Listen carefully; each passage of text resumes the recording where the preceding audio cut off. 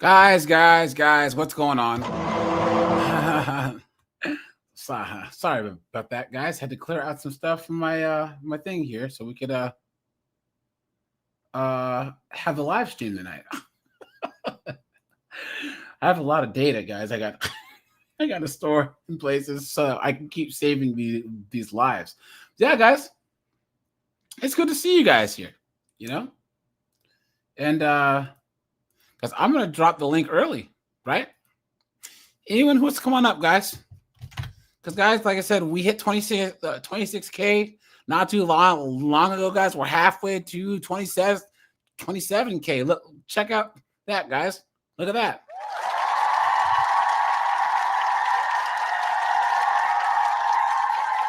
As we are doing good, right? Guys, we're gonna keep this thing going. Hopefully, guys, with YouTube getting that lawsuit that they had to settle, that actually shows that that weekend at Bernie's is administration was pressuring YouTube to censor certain channels, right? Hopefully that means that YouTube's going to be a bit more lax on content like ours, right? Right, Locke? Well, fingers be crossed on that one. Yeah, I mean, I'll believe it when I wouldn't see bet it. on it, but hey, who knows? But Locke, what's up, dude?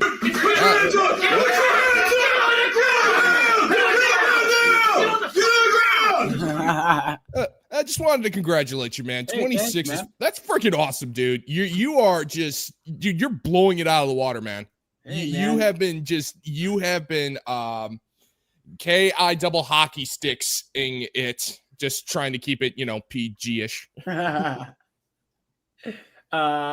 Hold on. Congratulations, man. You freaking earned it. You earned it. Thanks, man. Appreciate that.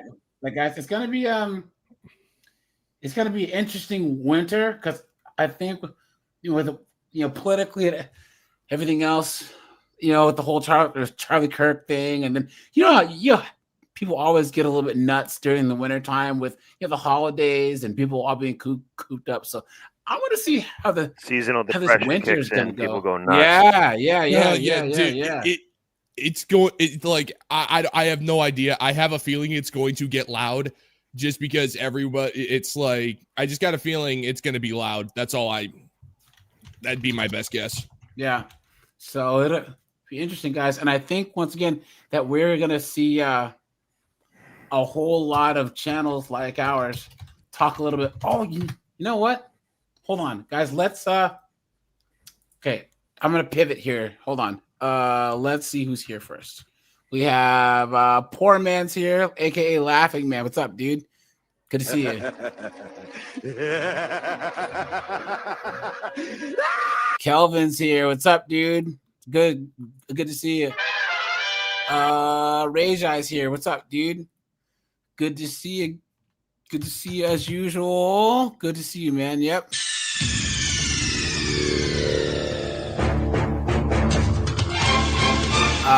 David's here. Let me see. Steve's here. What's up, Steve? Steve M is here. Good to see you, my friend. I know that I owe you guys some sound effects. I know, like Red Door and John Carlin, all you guys. I have your sound effects. I just forgot where I put them, and I had to upload them to my soundboard. But Steve, what's up, dude? I'm as mad as hell, and I'm not going to take this anymore. Josh is here. Dante's here. Let's see. DTM is here. ASMR, what's up, dude? Good to see you. Richard's here. Red Door's here. Captain Palsy's here. Montrell, what's up, dude? Good to see you. Good to see you. Guys, can one of the mods please drop Locke's channel in the chat, please? Thanks, man. Thank you. Oh, yeah, guys, anyone who wants to join the Discord, I haven't posted the link to the Discord in a while. Let me see here. Hold on. Let's see. Yeah, guys, I'll pin the link to come on up in the chat as usual. Guys, we'll have a panel early, right? Because we'll talk about a bunch of topics today. Hold on. Stupid thing. Hold on. No, guys, I don't know if you guys saw this or not. Hold on. Where did I put the thing here? Oh my gosh, I gotta find it. Okay, there's a StreamYard. It's not cooperating right there. Okay, so guys, you know what's coming up? Just go in there.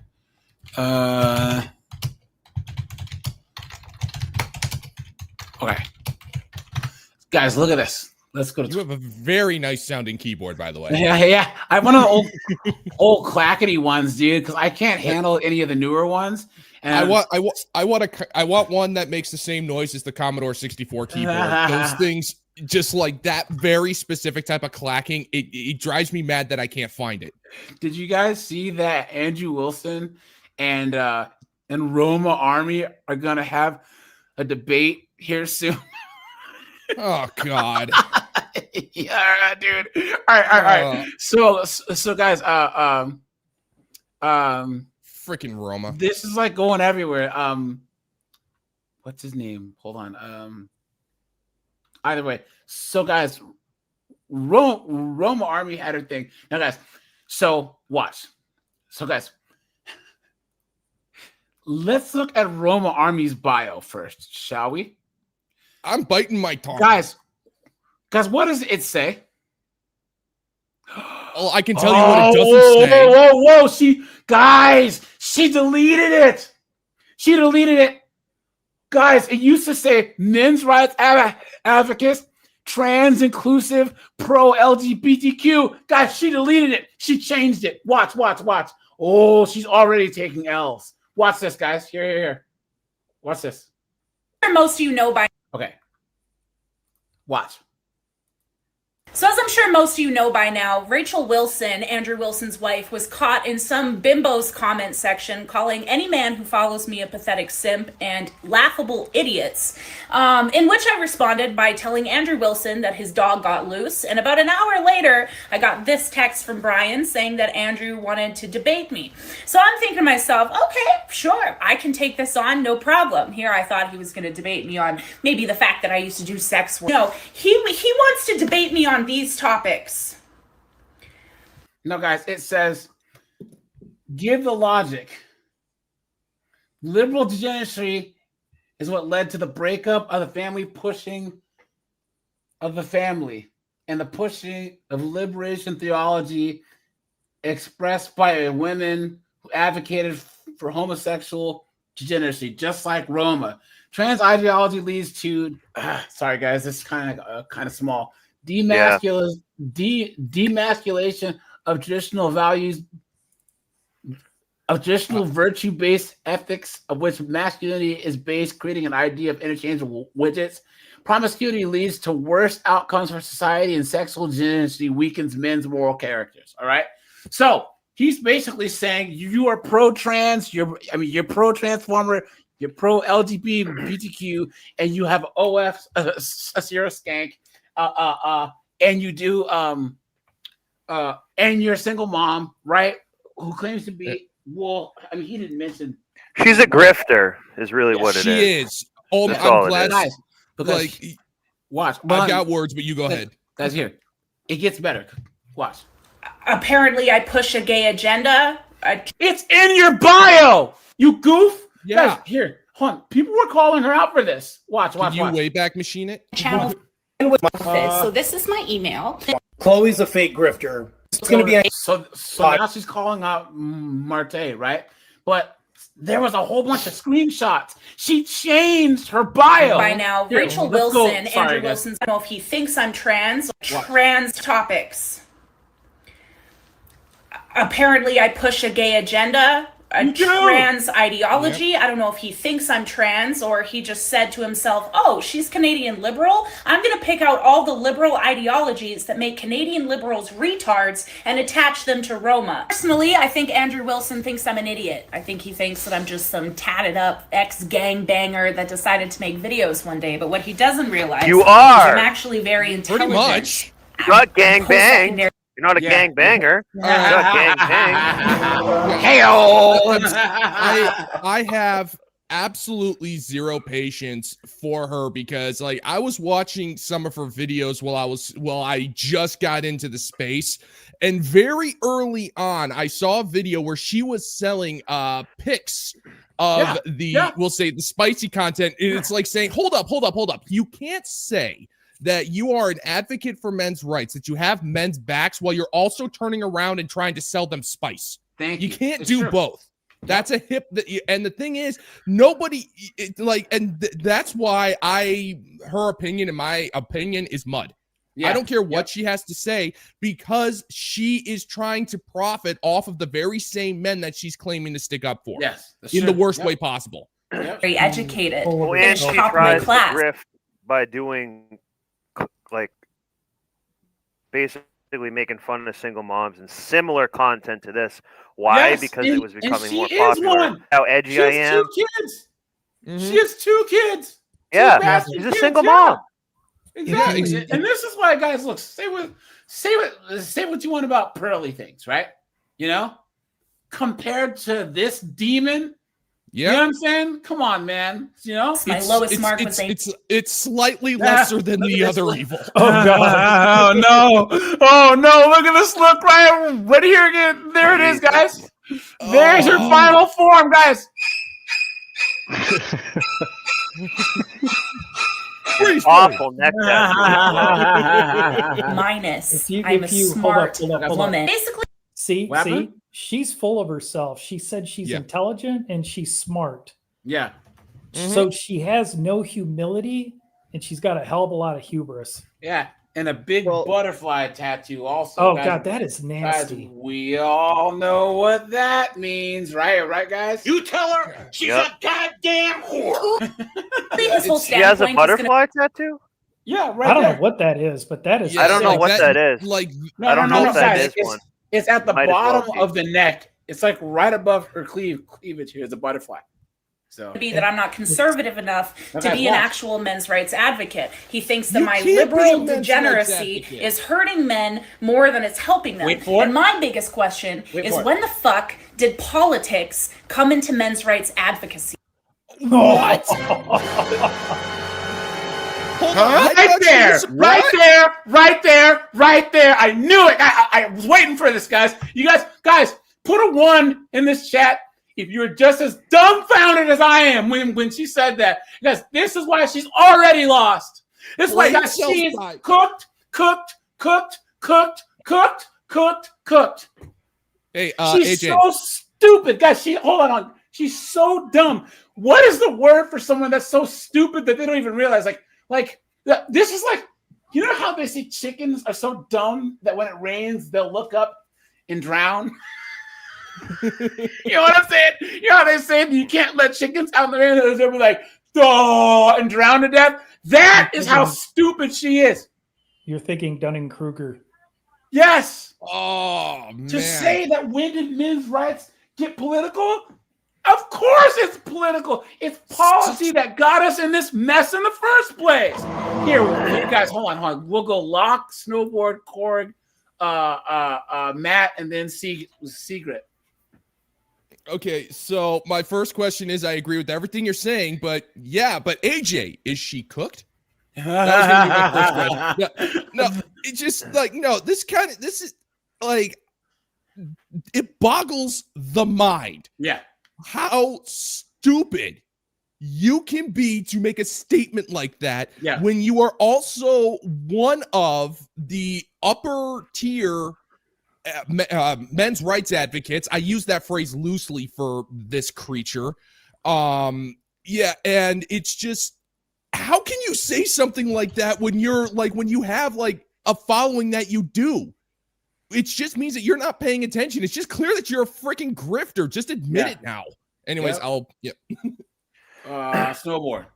Yeah, I don't think that traditionally it has to be political, but you can't be a modern day Democrat and supports men's right, or to even just be a man in general. Yeah. Facts. Yeah. So it's more about that. The men's right doesn't have to go hand in hand with conservatism all the time. It's just right now it kind of has to be, basically. And she's just a grifter, guys. Like she saw that basically like the only reason I'm even aware of this person is I saw her have a few videos of like calling out single moms, calling them 304s and stuff, and I actually thought it was kind of funny a little bit.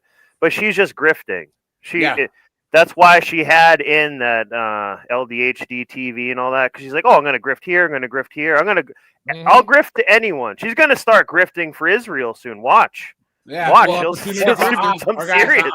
Hold on, snowboard. What is the final form of a 304, guys? In church. Yes, the 304 to the church floor pipeline. Yep. I'm telling you guys, that's what her final form is. That's probably why she's growing her hair out and all this other stuff. It's because she's gonna end up. I've given my life to Jesus. Yeah, she has a cross on, but the reason she has that is because she's kind of beginning to sense. Yeah, it's getting better to grift going that way. So she's actually kind of smart for trying to grift that way. It's just that she's a woman and started doing it earlier. Bluff City, what's up, dude? Rockin' Diesel's here. J Dash, what's up, dude? Cemetery's here. Tim Hicks, what's up, buddy? How you doing, man? Cord, what's up, dude? Here, you have the floor. Oh, I'm just trying to keep dinner down based on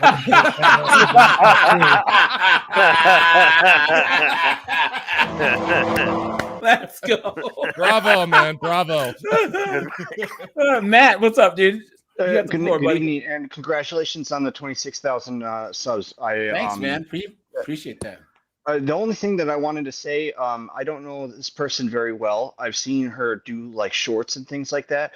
The only thing where I wanted to separate from you guys a little bit is that I felt that her messaging was effective in helping other people kind of escape the I don't even know if you want to call it like blue pill or the influence of feminism, because I thought that some of her questions in some of her shorts or the points that she would make where she did tear apart feminism, I thought that was valuable. But about her being like an actual good representation for men's rights, not to make this about identity politics, but she's kind of like on the wrong team for that. Do you know what I mean? Like the people that should be front and center for the men's rights movements are men, and they should typically be fathers too. Well, one thing that I can say and that I have to agree with Matt on is, guys, I don't really care who says or talking points as long as they're out there. You know what I'm saying? So like in that case, everyone says, oh, this person. Guys, as long as our talking points get out there, guys, we live in an age now to where you think about these young guys who were in high school during the cough. They're all in their 20s now, and they came of age with our talking points because of Top G and Pearly Things and Kevin Samuels and all of them. You know what I'm saying? So while like all of them aren't as prominent anymore, like Coach Greg Adams and Fresh and Funky, you know what I'm saying? I don't really care who says our talking points. I'm not out to just disqualify anyone. My issue is just when someone is just so blatantly said just a moron. Because if you look in her bio, right? And guys, we will finish the video. She says she's anti-manosphere, anti-red pill in her bio. Wow. How does that work? What an ally. Yeah. The wider net you throw out, the more you can kind of grift. You can be she's trying to be all things to all people. Yes. That's what she's trying to do. And she effectively nullified her entire message by doing that. Thank you. Yeah. And also she has to do that because of her little side hustle of selling spicy content. Yeah. Because if like that part of the world, the NSFW, whatever you want to call it, like this space is against that industry. But you can't say that you're a representation of men like that while also trying to sell them corn on the cob. Yeah. You just can't. I want to ask me what I'm doing. I'm outside hoeing. I work at hoeing. Y'all want to know what company I work at? I work at hoeing. That's the company I work at, hoeing. That's basically her. You know what I'm saying? Yeah. You guys notice the similarities, right? Yep. You notice them. C-Grip. Yeah, where's my sound effect? Yeah. We're building a new nation for black people. It's time for you to start paying some dues, nigga. I ain't giving you shit. Yeah, exactly.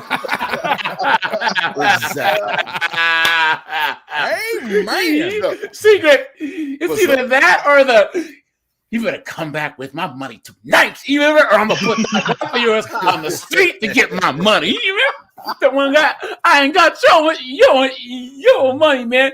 You better come back with my money tonight. Or he says he's gonna put his wife out on the corner. Guys, that movie's called Superfly. You guys check it out, man. Anyways, oh yeah. You know something?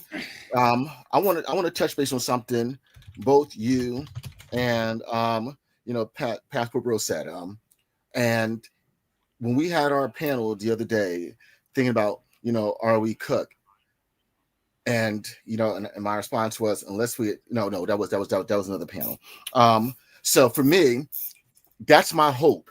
What you just said, in regards to, there were no spaces for men to have these conversations, because for the most part, especially as black men, we're lone wolves, we're silent warriors, and we just deal. And so, whereas, women, they got, all their shows and everything that's carried them and all their issues, there was nothing like that. So I am holding out hope that, the young brothers that are growing up now, because everything in regards to what you said before in our talking points, I learned them. I grew up, I was born in 71. And so I had to learn all of this through the life of hard knocks and experience. Yeah. That's why I was the people in there, done that, got the t-shirt. So, so I am hopeful that, young brothers today, they listen to you, they listen to me, they listen to Snowboard, learn from not just our successes, but also our failures as well. Yeah. But with that being said, in regards to her, she came on my radar. So in regards to what Pastor Bro said, I thought her stuff was skits, so I never took her serious. And so that's the grip. We just completely disparaged a person with one sentence. Yeah, I thought they were skits. That's actually a good policy to have. So good on you. It's like we have to do that every time we watch something like this. Is this a skit? I thought this was satire. Exactly. That's a good way of looking at it, dude. Good for you, man. Because everything's so crazy, you have like schizophrenia, basically. You don't know if it's real or not. Oh, I see what you did there. KO. She has schizoaffective disorder.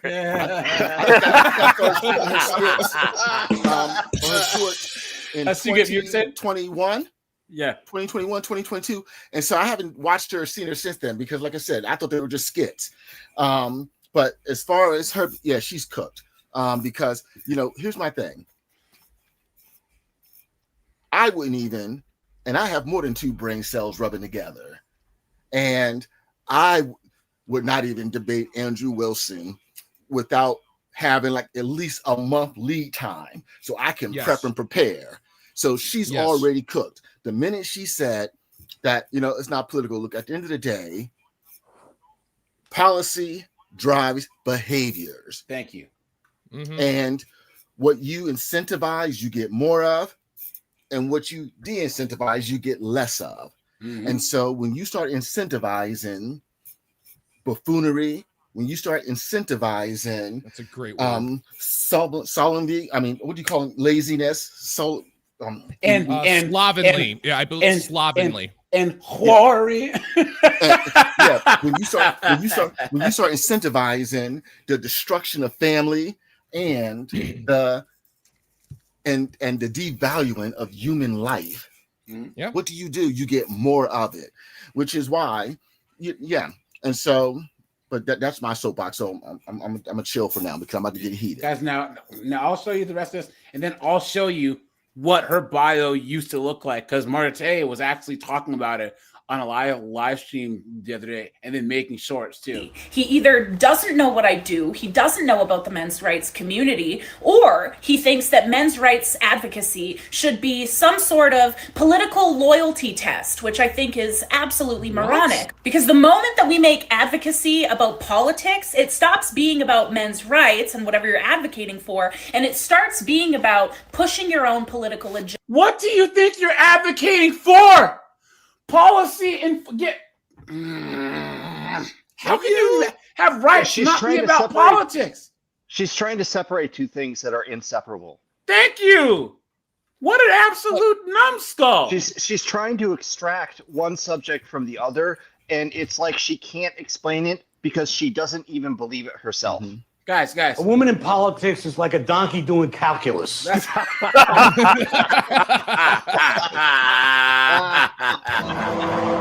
Agenda. He wants to talk to me about sexual degeneracy. I'm sure he's going to bring up my past, which is fine. I'm very prepared for that. I just think it's a hot topic coming from a guy who's raising 2 other men's children.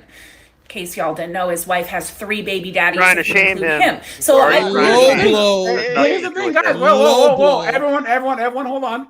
Andrew Wilson's not a red pill guy. Andrew Wilson is still of the mindset that my dad married my mom when she was a single mom. If you have that mindset, then you're not doing a bad thing. Look, Andrew Wilson is a Christian ethicist. Yeah. Who honestly believes that it's his duty as a Christian man to take care of a woman and children. That's not wrong by his worldview. Right. And somehow he's made it work. Would I recommend you, me, or anyone else do it? No. But he's not a red pill guy.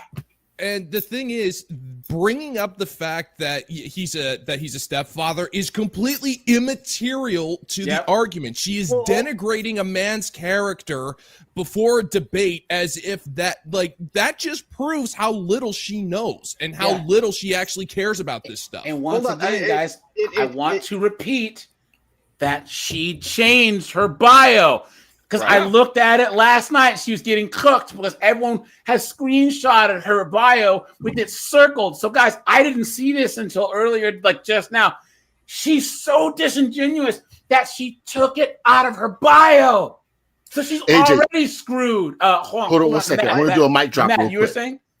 Well, I just want to say this. I see this tactic that women engage in where they try and do this fortune telling and projection crap. She started out saying, well, I think that he's going to bring up my personal life. Andrew Wilson hasn't done that. He didn't say anything. And then she resorted to doing the same thing. Did you see that? Yeah. That was her tactic. Her tactic was, well, I think that he's going to pull up bring up my sexual history to she knows it's wrong. Somehow make it to make her sexual or to have her history make her points illegitimate. Okay. Because she calls that the masturbating switch. She's going to turn around. So then she's going to try and turn around and she's going to be offended because he's going to do that, and then 2, she's going to turn around and try and do it right back. But here's the thing. That's what a hypocrite does. Hold on, Matt. He said degeneracy, and you notice how even in her own mind, she went to herself. Hide it. It was like he said that, and she knew he was talking about her. Yeah. Case closed. Secret, you're saying? Now, to the best of my knowledge, Rachel Wilson, she was not a baby mama. She was a wife. Yeah. Her children were born. She married before she carried. Yeah. And even I don't if know she about married you wrong. guys. Yeah. Yep. Mm-hmm. Yeah.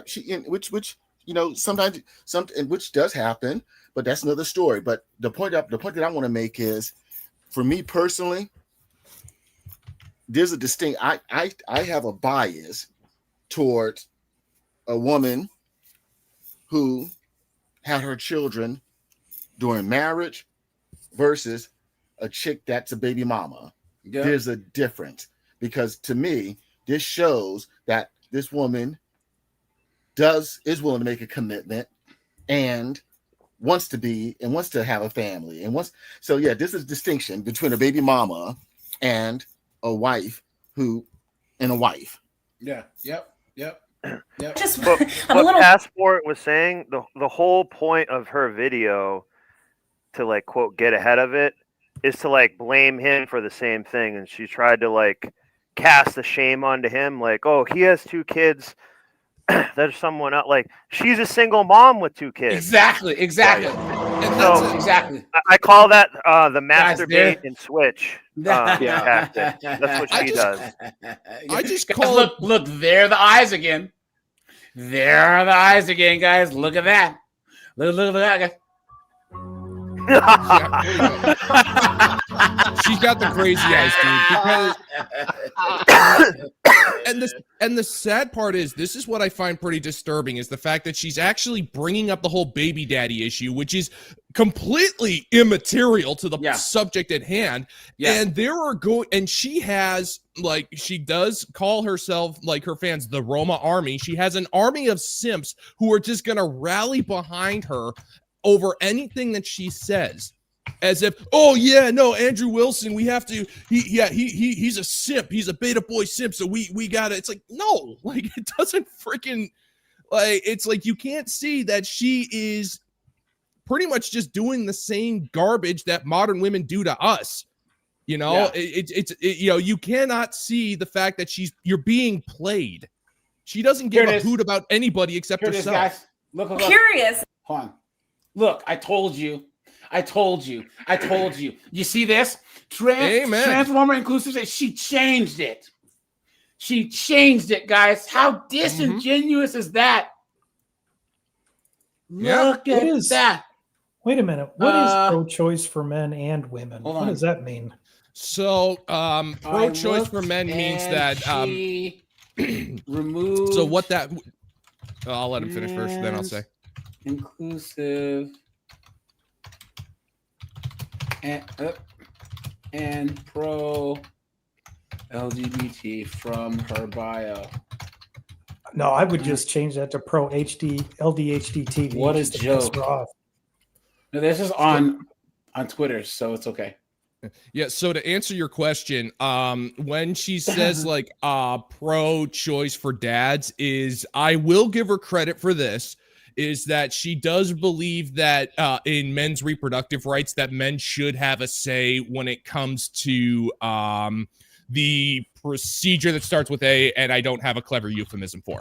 Just say baby. I think I think it's still all grift. No, baby deletion. Of course it is. Yeah, baby deletion. And then the other one, is that she also says that fathers should have a say in whether or not they should be active in their children's lives, because mothers get the say as well. Again, like, I think you're right. I personally do think you're right. I do think it's all just a grift, but it does bring up, it at least brings up a conversation point, you know? So Agreed. Like, I guess you can chalk that one up to blind squirrels. Agreed. And that's what I was trying to say when I first addressed this issue, is that, like, I get what you guys are saying about the grifting, but I think that for there's a large population of people out there that have never been exposed to any anti-feminist messaging, and that's where I think that she's helpful.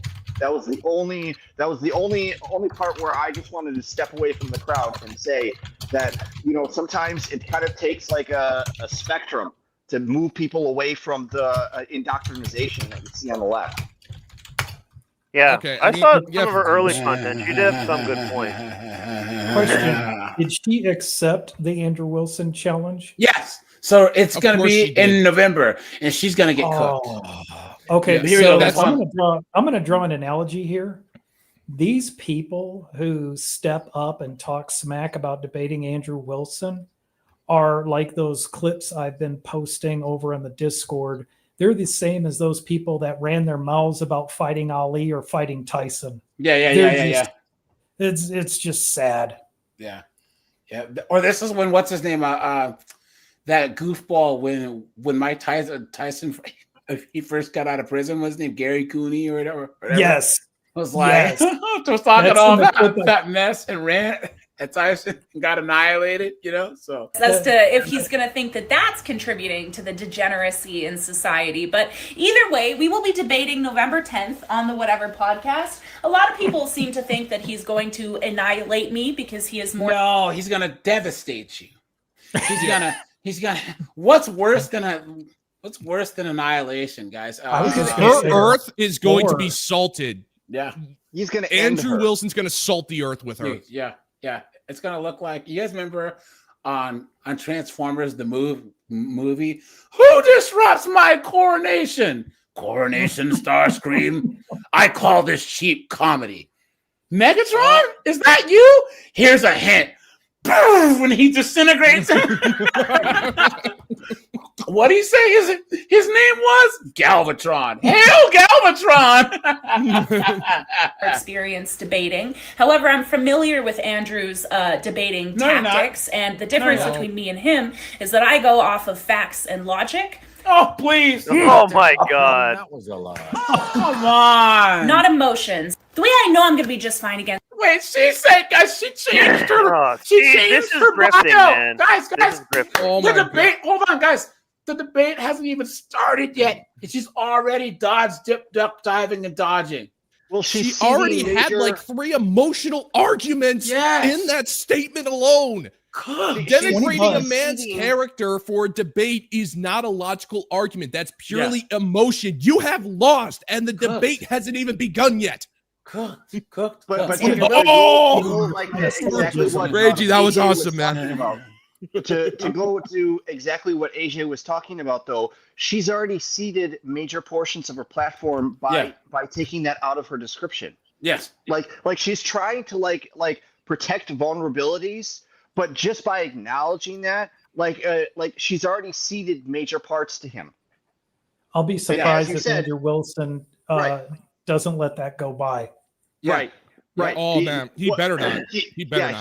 He's noticed all of this. And like he's not going to let that go. Yep. Wilson is, he seems to think but she's actually gonna almost agree with a lot of the point. I think she's just doing this purely to grift. She's actually gonna agree a lot with what she says. Like, are you guys gonna go look for this woman for advice? No, but she's gonna gain way more viewers and stuff. Yeah, she has a huge following. So I think that she really doesn't care. She's going to gain more viewers. She's trying to set an assumption that here's what the debate topics are going to be, even though Andrew sent her a list or what do I want to call it? A game plan. Yeah. I don't think it's going to go the way that she's trying to make it out. Yeah. She's going to try to steer it another direction. And if he stays on his game, he won't let her do it. Yep. And it almost sounds like she's already trying to come up with her excuses for why she lost the debate. Oh, absolutely. It's like that's what she's doing. It's like this is like damage control before the thing hasn't even begun. Well, I lost because he didn't want to deal in facts, and he's taking care of 2 children that aren't his own. Isn't that interesting? Like, you've already lost the debate. Why would you agree to something like this? This could be the start of her Christian conversion, guys. Yeah. Who knows? It could be big bad smoking man treated me bad, and I found Jesus. And then next, you know, her and Nala Ray. She'll be a pastor on Michael Knowles' show. You know what I'm saying? Yeah, she'll be a pastor. Oh yeah. What a mess. Yeah. She'll do. Oh my God, dude. She'll do the whole Mary Magdalene thing. She'll do the whole Mary Magdalene redemption arc. Yeah. Where it was like, yes, this is my past, but look at Mary Magdalene. Like, liberation theology has any. I'm offering 2-to-1 odds that she's going to rage quit. Hit him in the Discord. Yeah, take some of his action. Yeah. Okay, so if she rage quits, all right, fine. If she rage quits, I owe you a Coke. Anything to do with sexuality. He's going to claim that modern feminism is what pushed this liberation of morality, if you will. But liberation theology is a 1960s, 70s Christian movement that says that faith should focus on liberating the poor and the oppressed. I'm very much looking forward to it. I will not apologize for calling his wife a dog. Because she was acting like a bitch. November 10th on the Whatever podcast. Okay. Oh my God. Yeah, keep going. No, So liberation theology originally started out in South America, and it was a section of the Catholic Church that the Catholic Church cut out because it was an attempt by the Russians and the KGB, and I'm not even kidding you about this, to infiltrate into the church and to infiltrate Marxist ideology. So as I'm sure most of you know by now, Rachel Wilson, Andrew. That's what liberation theology is. So look, someone says, apparently he thinks I pushed a gay agenda. Yeah, not sure why on earth he think that. What a loon he is. As they screenshot her ass. Look at this. Look at this. The internet has the receipts. I guess she can read her own bio. To be fair. These people, it's like they always forget the internet is just one gigantic junk drawer of receipts. If you dig long enough, you will find the receipts. Someone says she's in fact an idiot. It shows all that on your profile, you demon. Someone says you're missing the point. What she's saying is that the point of her channel isn't LDHD TV. What? The only reason why she wrote that on her bio is because she's been accused of being anti-gay. Who is this simp? Look at this. Beta. Look at that. You're still gonna have to pay to see her naked, bro. Yeah. Look at this. Look at this. Someone says she's literally brain dead. Yeah, like no, the amount of simps that Roma has is just like every I remember. He says we don't need another X304 e-girl pro LDHD college educated women advocating for women. You're just another flavor of feminism. Damn. Wow. Someone says if I was you, I would delete your entire online presence and disappear. Just concede to Angie right now, and you won't need to be embarrassed. Pretty much. Yeah. Yeah, she has. Look at this. Someone says this is a type of man that follows her. Hold on. Wait, am I reading that correctly? I don't. Hold on. Hang on. Even conservative men. Wait, where was? I'm trying to think. Where's it? So actually, no, that was a zoom in on it. So what I was reading is gone. Yeah, look at that. So guys, yeah, she's already cooked. Even cool. This guy, I watch his channel. He discusses debates. He's cool.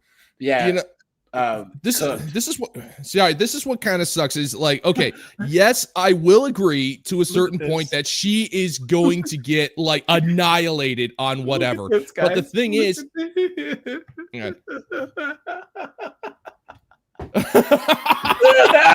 I'm not going to read this out loud, but you guys see what she was at. Yeah. Your front teeth have 2 different zip codes. Oh, man. Oh, look at that, man. Let's go. Yeah, guys. So yeah, she's gonna get cooked, and I'm gonna laugh. You know? Yeah, she'll survive it though. That's the thing. I mean, she's pretty much it's like, yeah, she'll get embarrassed, she'll whine about it, then a couple of weeks later, like the 24-second information cycle will pretty much just act like the internet neuralizer. It always freaking does. Yeah.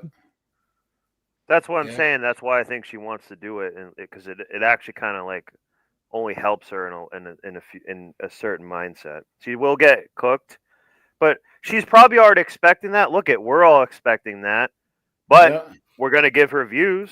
I'm very intelligent. This is the hallmark of intelligence. Yep. Yep. The 1,000 Chad stare. Okay. Well, look at a lot of the 304s that go on FNF. Yeah. They always get a boost to their OF account. They're only fools. Yeah, exactly. That's what I'm so saying.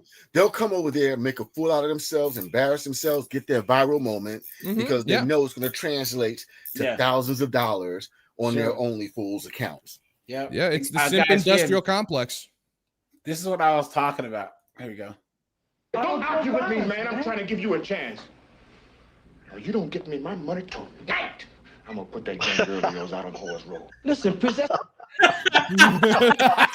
Tonight. You better get my money tonight.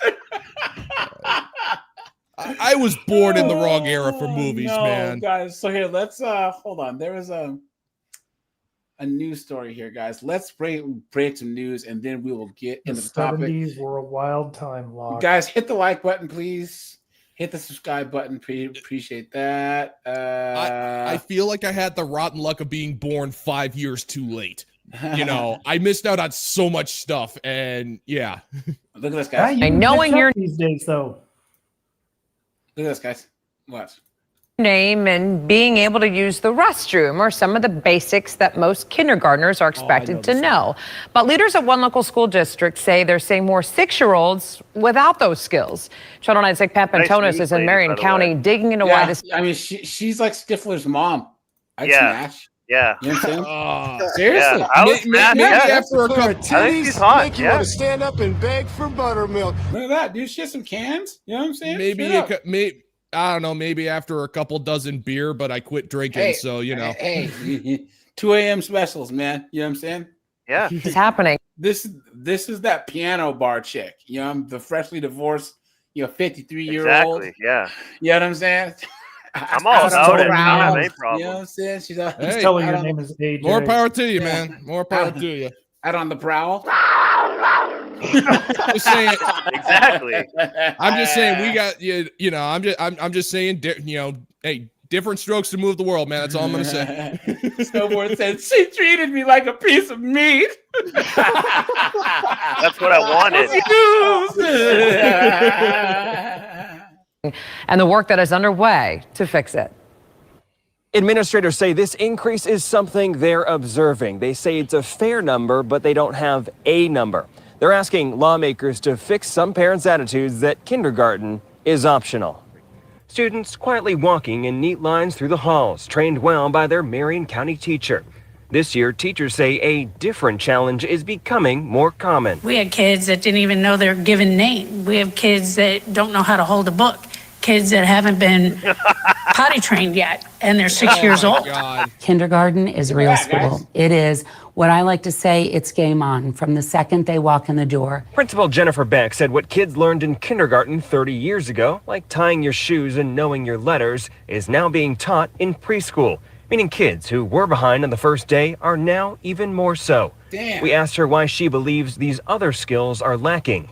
She says kids are looking at screens too much. Students and children. We now They need to be talking to each other. They need to be talking to their families. They need to be playing inside and outside. That woman right there lives off like Keebler cookies. Yeah, that's exactly what she looked like.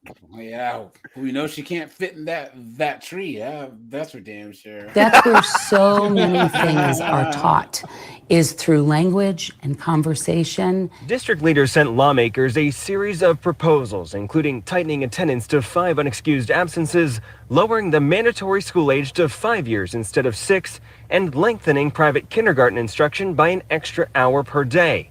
There's also talk of making pre-K mandatory. Beck said in the interim she wants to push families of young kids to programs at the public library and other places that can get those kids reading and interacting.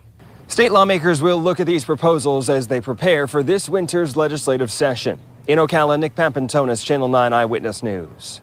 The Marion County School Board is debating whether to use gun-sniffing dogs in elementary schools. Board member. Look at that, Oh, God. I honestly, I see stories like this. My heart breaks a little because, like, the children, the kids, we have a lot of fun, but the kids are the true victims here of this entire mess because those kids, it's like parents are setting up their children for failure. We're seeing it all the freaking time. It's like kids And you know go who to they freaking. blame? They blame the school. Yeah. Yeah, exactly. It's not Yeah. It's not the school's Exactly. responsibility to make sure your children know how to use a toilet. That's something parents are supposed to be doing when their kids are toddlers. Yep. That's true. Like And by the time parents Go are ahead. supposed to reinforce what the children are learning at school. Which they don't do. Because when I got to kindergarten, I knew how to read. Yeah, me too. Yeah, I knew how to read. I knew how to tie my shoes. I knew how to use the bathroom. You know, it's like those are basic things. And like the parents shouldn't be looking at the school. It's like, no, that's not the school's job to assist, to teach your children how to properly defecate. Yeah. You know, Exactly. it's like, What's lazy parents and lazy parents often had a mistake kid. But see, this is part of the problem. That's the big thing. But this is part of the problem when you start to blend the role of the parent and the school. When those two roles are not clearly delineated, this is what you end up with. You end up with, well, what is my responsibility? Maybe I can just push all of this off onto the school. Yep, that's true. Yeah. Yeah. Yeah, it's absolutely crazy because we are starting to see like a deeply concerning rise of parents who pretty much make it clear they don't care much for their own children. We're actually we actually see we see mothers going online just talking endless amounts of smack about their kids. Yeah. When you look at Steph Curry's wife, look at that. She said, "I wish that I'd have never got married. I wish I'd have never had kids." And she's married to one of the best baseball player. I mean, basketball players of all time. And she lives a life that's like a princess or a baroness or a duchess. You know what I'm saying? And the thing that makes me so angry about that is it's like we take a look at this and say, what your kids are going to see that one day. They will see it. You are a high profile figure. Millions of people follow you. One day, somebody is going to be forwarding that video to you, to your child. How do you think your child's going to feel when he sees this video of you saying that you regret being a mother or you regret marrying his father? How do you think that's going to make him feel? This reminds me of like Steve Jobs. Do you remember what Steve Jobs, what his like the thought that he could never like escape or run away from, despite the fact that he grew up in like a very loving adopted home, he could never get away from the fact that his mom didn't care about him enough to give him away.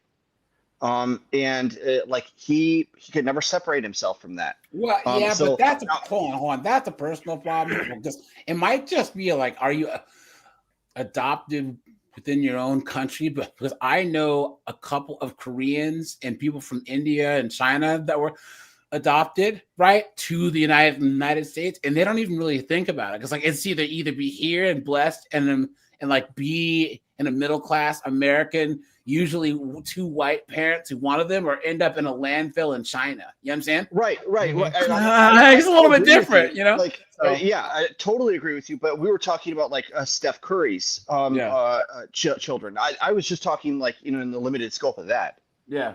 You know what the other worst flip side of that is? Is that you got guys like us who say, well, I don't want to have children. You're selfish. Yeah. Okay, who's the worst of the bunch? Yeah. These Guys, parents who here. take care of their children, or guys who don't want to have children? Let's cook here, all right?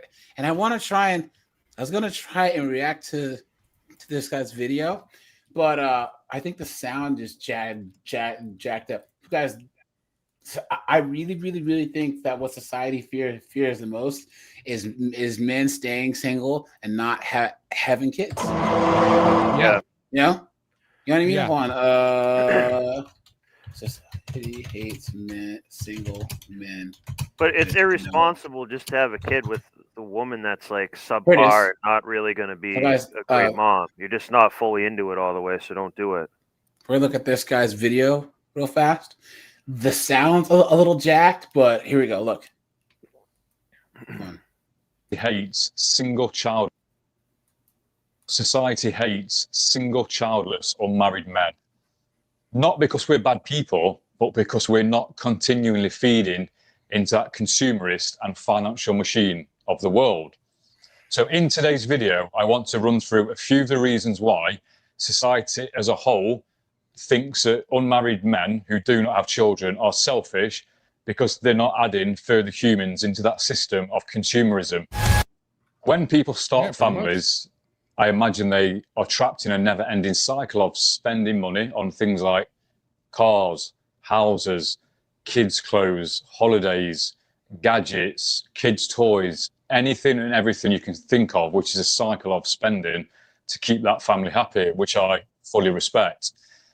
When people have more children, that means they probably need a bigger house, which means they probably need a bigger mortgage, which then means that the banks earn more money from the interest. When people have more children, they probably need a bigger car, or maybe even 2 cars. So now, rather than one payment, you've probably got 2 financial payments, which therefore means that the finance companies get more profit from these people. And if you've got a wife that wants to keep up with the Joneses, you've got bigger problems then, because then you might need to buy another bigger house or put an extension on the house. This guy's not Scottish, the freak. No, I think he's English. He's English. He's not Scottish. So, or even just buy another car just to try and outdo your friends or your neighbors. He said, car payment, consumer. Oh. Have a up with the Joneses. Up with the Joneses. Neighbors. So, oh my God, then you've got another. Have any children? You're locked into that cycle of consumerism. And the spending doesn't stop there. You've got Christmases, birthdays, weddings, graduations, you name it. You've got a whole world of spending to lock yourself into. Now, here's the kicker. A man that's trapped into that cycle of never-ending spending for his family, which I fully respect, probably resents the free single man because he himself is not locked into that trap. And I believe also that the consumerist corporations or the finance companies are seeing the single men not spending thousands and thousands on things that need to keep a family going. And they kind of look down upon those single men because they're not spending money. Let's not forget the education system. He might be Scottish. I don't know. Now, here in the UK, it costs you roughly £27,000 for a 3-year undergraduate degree, which is pretty much worthless now. If you want to get a decent starting job, then you should really have a master's degree, which is an extra £12,000 on top of that. That is a lot of profit for these educational institutions. I fully respect them because I've been to university twice myself, so I'm not slating them. It also means that students have a lifetime of debt which they need to pay back with interest as well.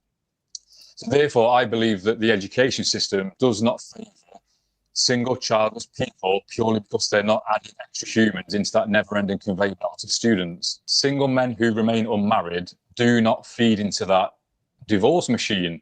Now, the divorce industry is probably one of the most profitable legal industries around the world. And I can guarantee you now, they are taking bets on whether people's marriages fail or not. I can guarantee now they want it to fail. So therefore, I believe that industry looks down on single men who don't want to get married because they're not adding on to profits. In my opinion, it's debatable whether single men are actually happier than married men. It doesn't take a genius to work out that single men have more time to themselves, which means they can get more sleep.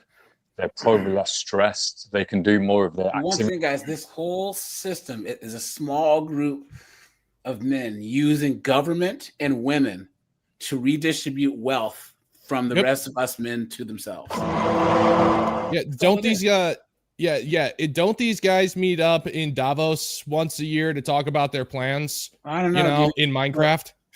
Guys, this is the thing that people don't understand. That when I say it's not the government, I say it's the people that are using government itself. Government is not a thing. It's not you can't go point to the government. It's not an anthropomorphic thing, right? It's a set of concepts, right, that people use to do things. It's a tool that you can either do good things or bad things with. But if we say the government, it means that we're taking the accountability from the people who are using it against us. You know what I'm saying? I just prefer to call them they. It's like, they're the ones making who's they? Everybody knows they. They are the one. They, I feel like that is the funnest way to describe them. It's just they. Yeah, but we actually have a concrete meaning of what we mean when we say they or them. These chicks say, "Oh, well, I have to prove to them that I'm strong and independent." Who is them? Who's the all-knowing they that has to know that you're strong and independent? It's just this brainwashing, you know. It is that they enjoy doing, and hopefully they are spending a lot of time keeping themselves fit to and them, active, having a strong body. they psychologically is like the dad didn't really like them enough. That's true. Yeah. The mom got with a nug type or Cletus. Yeah. And that father was barely involved and didn't give her a lot of approval. So she feels she has to go prove everything. Yeah, and I think that it's funny that we have this thing where we blame the guy for being a deadbeat. If the dad's not around, it's one of two things. Either they didn't even plan it. The chick got pregnant and expected the man to just stay around, right? And he was like, "To hell with this," or they didn't. The mom work is out, nuts, and she wanted to gatekeep the kid and was using it to bash him over the head with. And the dad said, "To hell with this. I'm all for it, guys. Just walking away, man. Walk away. If your baby mom's getting you put in jail, having charges, but you guys walk away. Start a college fund for your kids and pay that child support and just block them all on all social media because it's not worth your sanity, your health, or your wealth, or your freedom, you know?" Conversely, the stress that comes with running a family probably leads to worse health outcomes because the man's probably eating shit food. He's not getting the sleep that he needs. He's stressed out because he's having to work all of the hours under the sun just to keep that family running. Now, that could lead on to that man having to take more pharmaceutical drugs to manage his stress, like antidepressants, statins, medications to lower his blood pressure and his cholesterol. That is a massive win for the pharmaceutical industry, but not a good win for that man. So therefore, I do believe the pharmaceutical industry also does not favour single men that don't have children and don't want to get married because, again, you're not getting those regular prescriptions as a single man and feeding into the multi-billion pound or dollar industry. The truth is, society struggles to control single unmarried men because we're generally hard to trap in these systems. On the other hand, married men, who I fully respect, they do become trapped because they have to support their families. And I fully commend them. And I'm sure any dads watching this, I'm sure you're doing a great job. If you're a single man and you feel that society hates you, just remember that you're not being selfish. You're just living your life in a different way to everybody else. And it just means that you're feeding that system in a different way. Everybody out there, just keep the faith, stay strong, live your own life the way you are, whether you're single without children or whether you're married with children. Everybody should just live the way they want to and don't judge other people. So thank you for listening, and I'll see you next time. Look at that, guys. See, simple, right? Right? Society hates single. You know, simple. Mm-hmm. Okay, look at what Secret dropped in the chat. And guys, we will get to the topic here, but guys, we'll have to go over this. Because look, someone went over Kendra G's videos, and she does this dating show and counted the amount of women she had called in, the baby moms, the baby daddies, and the children they have. Guys, hold on. Where's the private chat? It's 41. So 41 baby moms have called in. Between all of them, they have 100. Oh my God! Baby daddies. That's and like 100, 3 per hold mom. on, and 192 kids. Oh my God! Absolutely insane. Yeah, that's about a coefficient of 4. I see what you did there.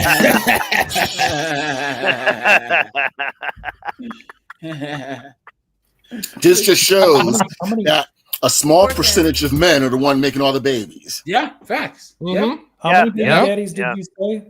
Okay, it is the private chat. 41. Hold on, guys. 41 chicks, 144 baby daddies, and then 192 kids. Damn. Yeah. insane. Yeah, that's like what is that? Like 3 women per dad? Yeah, it's like 3.5. That's why I was saying 4. It's basically almost like 4. It's like 3.5. Pretty much. Yeah. Yeah, it's pretty. Yeah, it's closer to 4 than 3.5. I mean, for that's what I was saying. It's 4. Yeah. And the only thing that is surprising about that statistic is how unsurprised I am. Yeah. Like this is nothing new. We all know that that these broads are sharing these guys. He said that's a lot of EBT.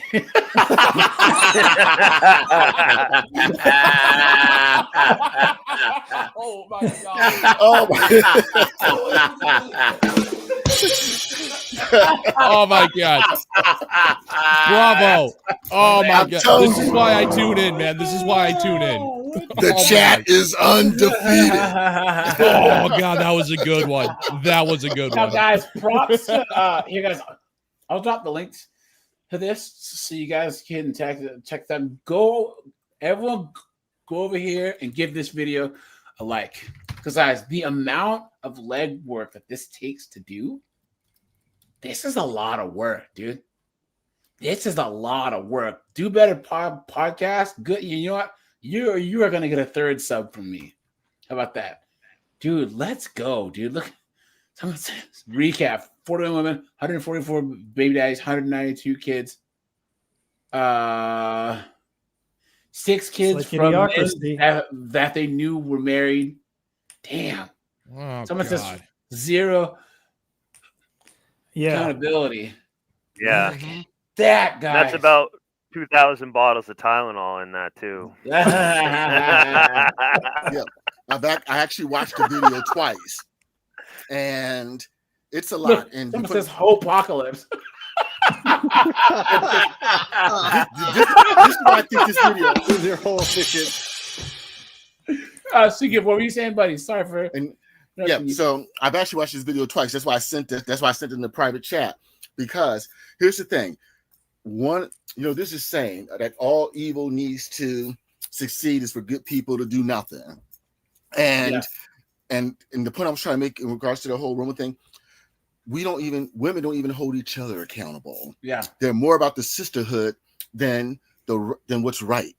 And when you tell women, and when you say, look, it's a small percentage of men that are making all the babies. Look, you women are already sharing men. And, fool me once. No, you keep making the same mistake over and over again. And here's the funny thing about it. Because, and it's true, there's 0 accountability. That you literally make 2, 3, 4, 5 different human beings with 2, 3, 4, 5 different men, and it's all their fault. Yeah. And so what I like most about this compilation is it shows that, look, this is a pattern. This is a pattern. This thing right here. I want to see the one where she holds the baby mama accountable. No, that's not gonna happen.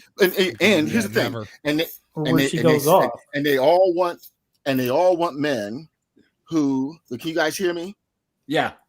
And they all want men who are making 6 figures and the whole 666. They still want all of that too. And it's like, huh? Yep. Yeah. Pretty much. Yeah, guys, this is why us black men have to deal with more crap. That's why, guys, I'm allergic to B-dubs, man. I don't even mess with them. Guys, you have to be a complete tard. Guys, you could even date black chicks from outside the United States. Ethiopian broads are gorgeous, right? Afro Latin chicks. Chicks from Trinidad, whatever. You know what I'm saying? There's like black women from other parts of the world, but none of these American B-dubs. That's like sticking your dong in a friggin' wood chipper, So as a matter of fact, it's gotten that. Just real quick, I didn't know it got better, AJ.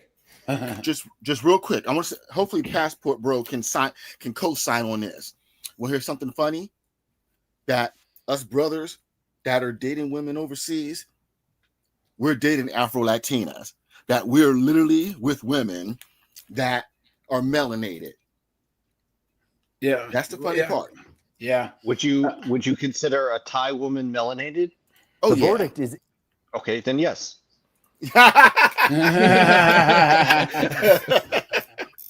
All right, guys. So, guys, how do you guys feel about the whole Puffy trial?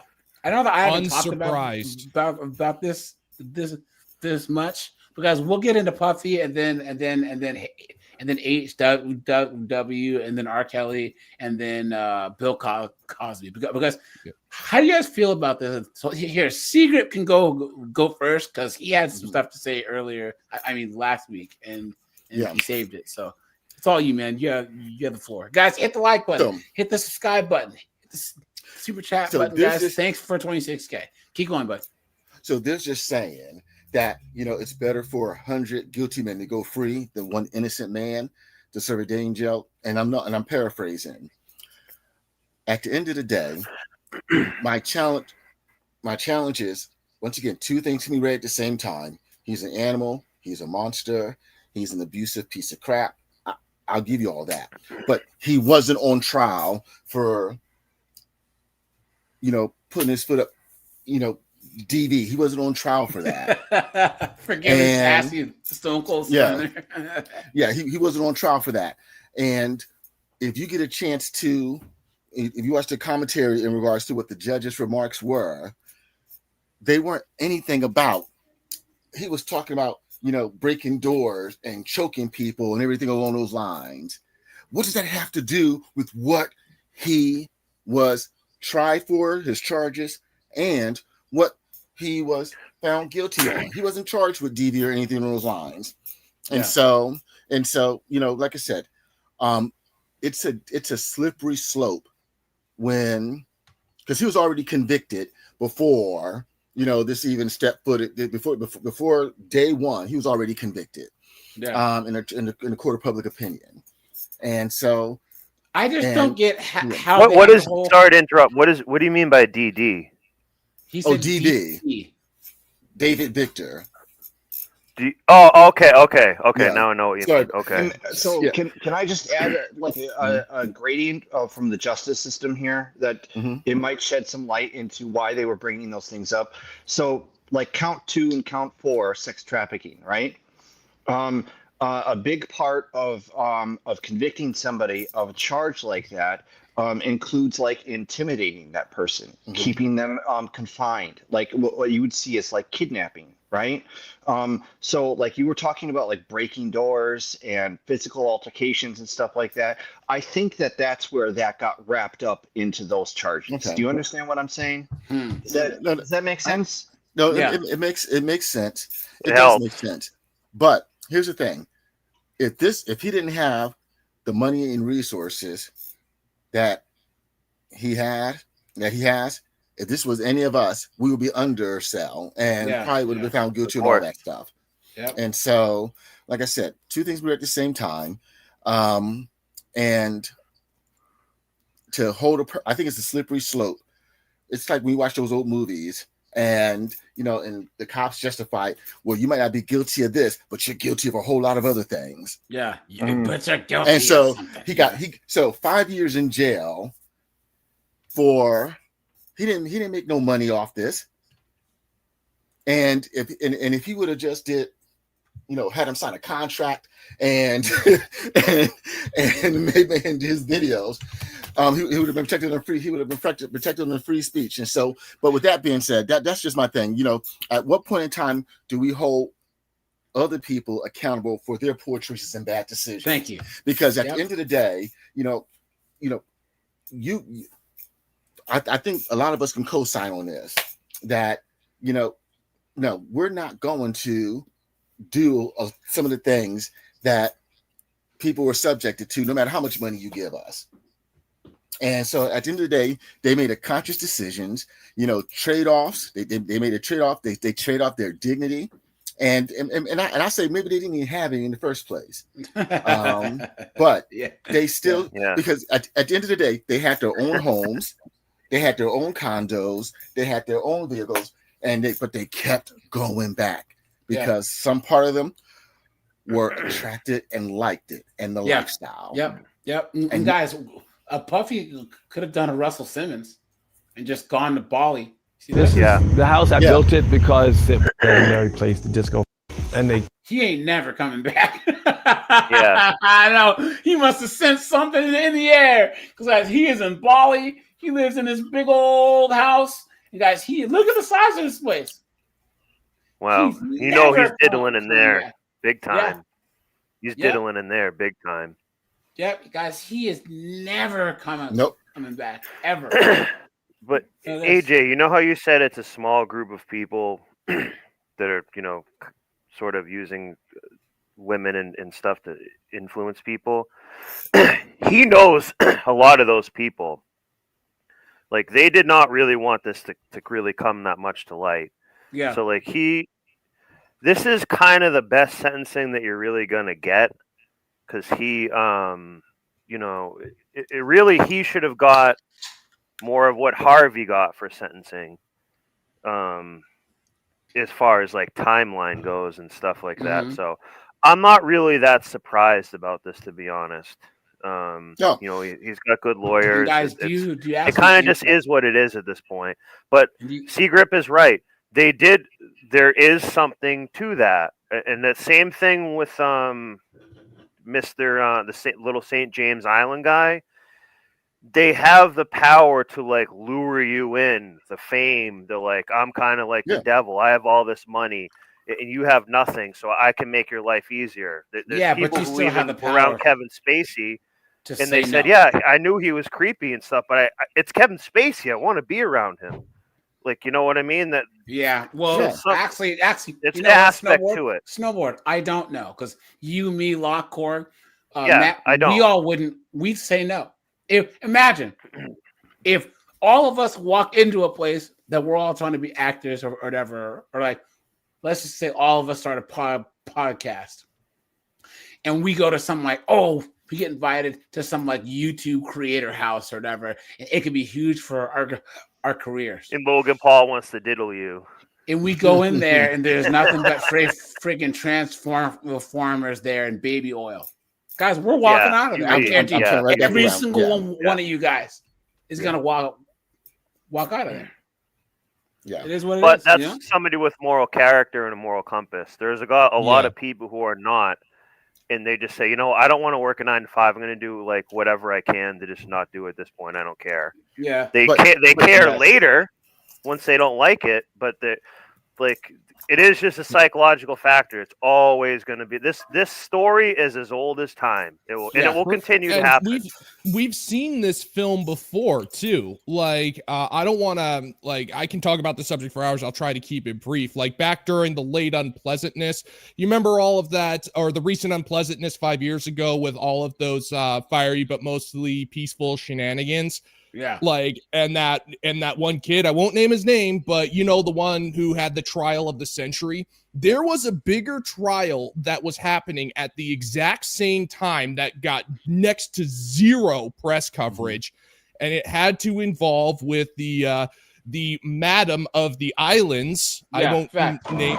Yeah. And the funny thing is, her case quietly slept under the rug. That little black book that we've been wanting info on, sealed. Yeah. Meanwhile, everybody is looking at a self-defense case that would have gotten thrown out under normal circumstances. Everybody's watching it as if it's like the most dramatic movie of all time. Wait, meanwhile, is this the Lady Ghislaine? No. Yeah, the Smitten House case. Is that what you're talking about? Yeah. You know what the craziest part about this? People actually think Smitten House shot two black people. They still believe that. Yeah. But the thing is that guys, Smith, and that they think that he drove across state lines, false. That he wasn't from that neighborhood, false. And that he deleted two black people, false. And that he was looking for trouble. He actually provided first aid to 2 people. Yep. You want to know? And just one other side note, my speaking of that, say Lady Ghislaine, one of my customers tried to buy that. Maxwell, how about that? Ms. Maxwell. One of my customers was trying to buy her house that she was like using to get that one that she got caught in. He was like, I was like, why do you? He's like, that's a really nice house. He was trying to buy it. I was like, that'd be a cool house to go look around and see if there's like tunnels in it or something. Do you guys ever see Dexter, where his sister needs a place to stay, and there's a body in the house, and the guy's like, "I'm never going to be able to sell this house now." She's like, "Well, how much do you want for it?" Guys, there are people who will look for houses that my next door neighbor did that. Oh, really? It was a brutal murder. Yeah, the only like murder in my town. Yeah, no, it was actually on Mother's Day. Damn. And they never found the killer. Like she got stabbed like 80 times. To be honest, I actually think one of the kids did it. All right. But that's a different story. But he got a smoking deal on this house. He just sold it. He made like $800,000 because he's like, I don't care about this. Yeah. But it was hard to sell the house because of that. But he made like $800K by refurbishing it. Guys, everyone in the chat, please code your language, guys. We can't put certain people's names. There's a reason why we're not saying Ms. Maxwell's names is because of the YouTube algorithm. So, guys, don't put Smittenhouse's name. Don't put Smepstein's name. Don't put Smarvy Smeinstein's name. Guys, come on. You should know better. Yeah, no, sorry for bringing all of that no, up. It's all it actually is we just because have to code our language, guys. So. Yeah, but the reason I bring it up is just because, like, going back to Diddy, it's with all of this stuff that's happening, these monsters take care of their own. They take care of their own, and that's why the list hasn't come out yet. Whoa! Code your language. It's Smitty. well, that's why. In this whole Smitty thing, so. Yeah, in this whole Puffy thing, there is one clear winner, and this clear winner literally made out with tens of millions of dollars. And that's Cassie. The baby oil wholesalers. One clear winner in this, and so, right? And so she literally got everything. She got the money, and she got him punished. You gonna replace me? I know. I got your replacement. Yep. And public sympathy too. Yep. Guys. Yeah, and she watched the whole thing happen. Probably. It's like 49 or it's like 50. It's 49 to 51% of people involved in the Smex trade are women. Did you know that? Yeah, a lot of the hosts, the madams and all that stuff. So Yep. How many times have we seen men win their freaking massage parlor owner chick get arrested for freaking? It'll be like a 50-year-old Asian woman. Yeah, give handies at the freaking parlor. High-profile sex trafficking case against music mogul Sean Diddy Combs.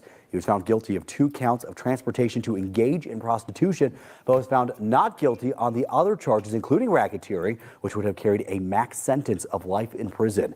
Here to expand a little bit more on that verdict yesterday and what Diddy could be facing at his sentencing is 9 News legal expert Whitney Traylor back with us. Whitney, good morning. Good morning. Well, Whitney, as we just mentioned, Diddy was prosecuted convicted on those prostitution charges that carry a maximum of 20 years, 10 years each. Yeah. How much time is he likely to serve, though?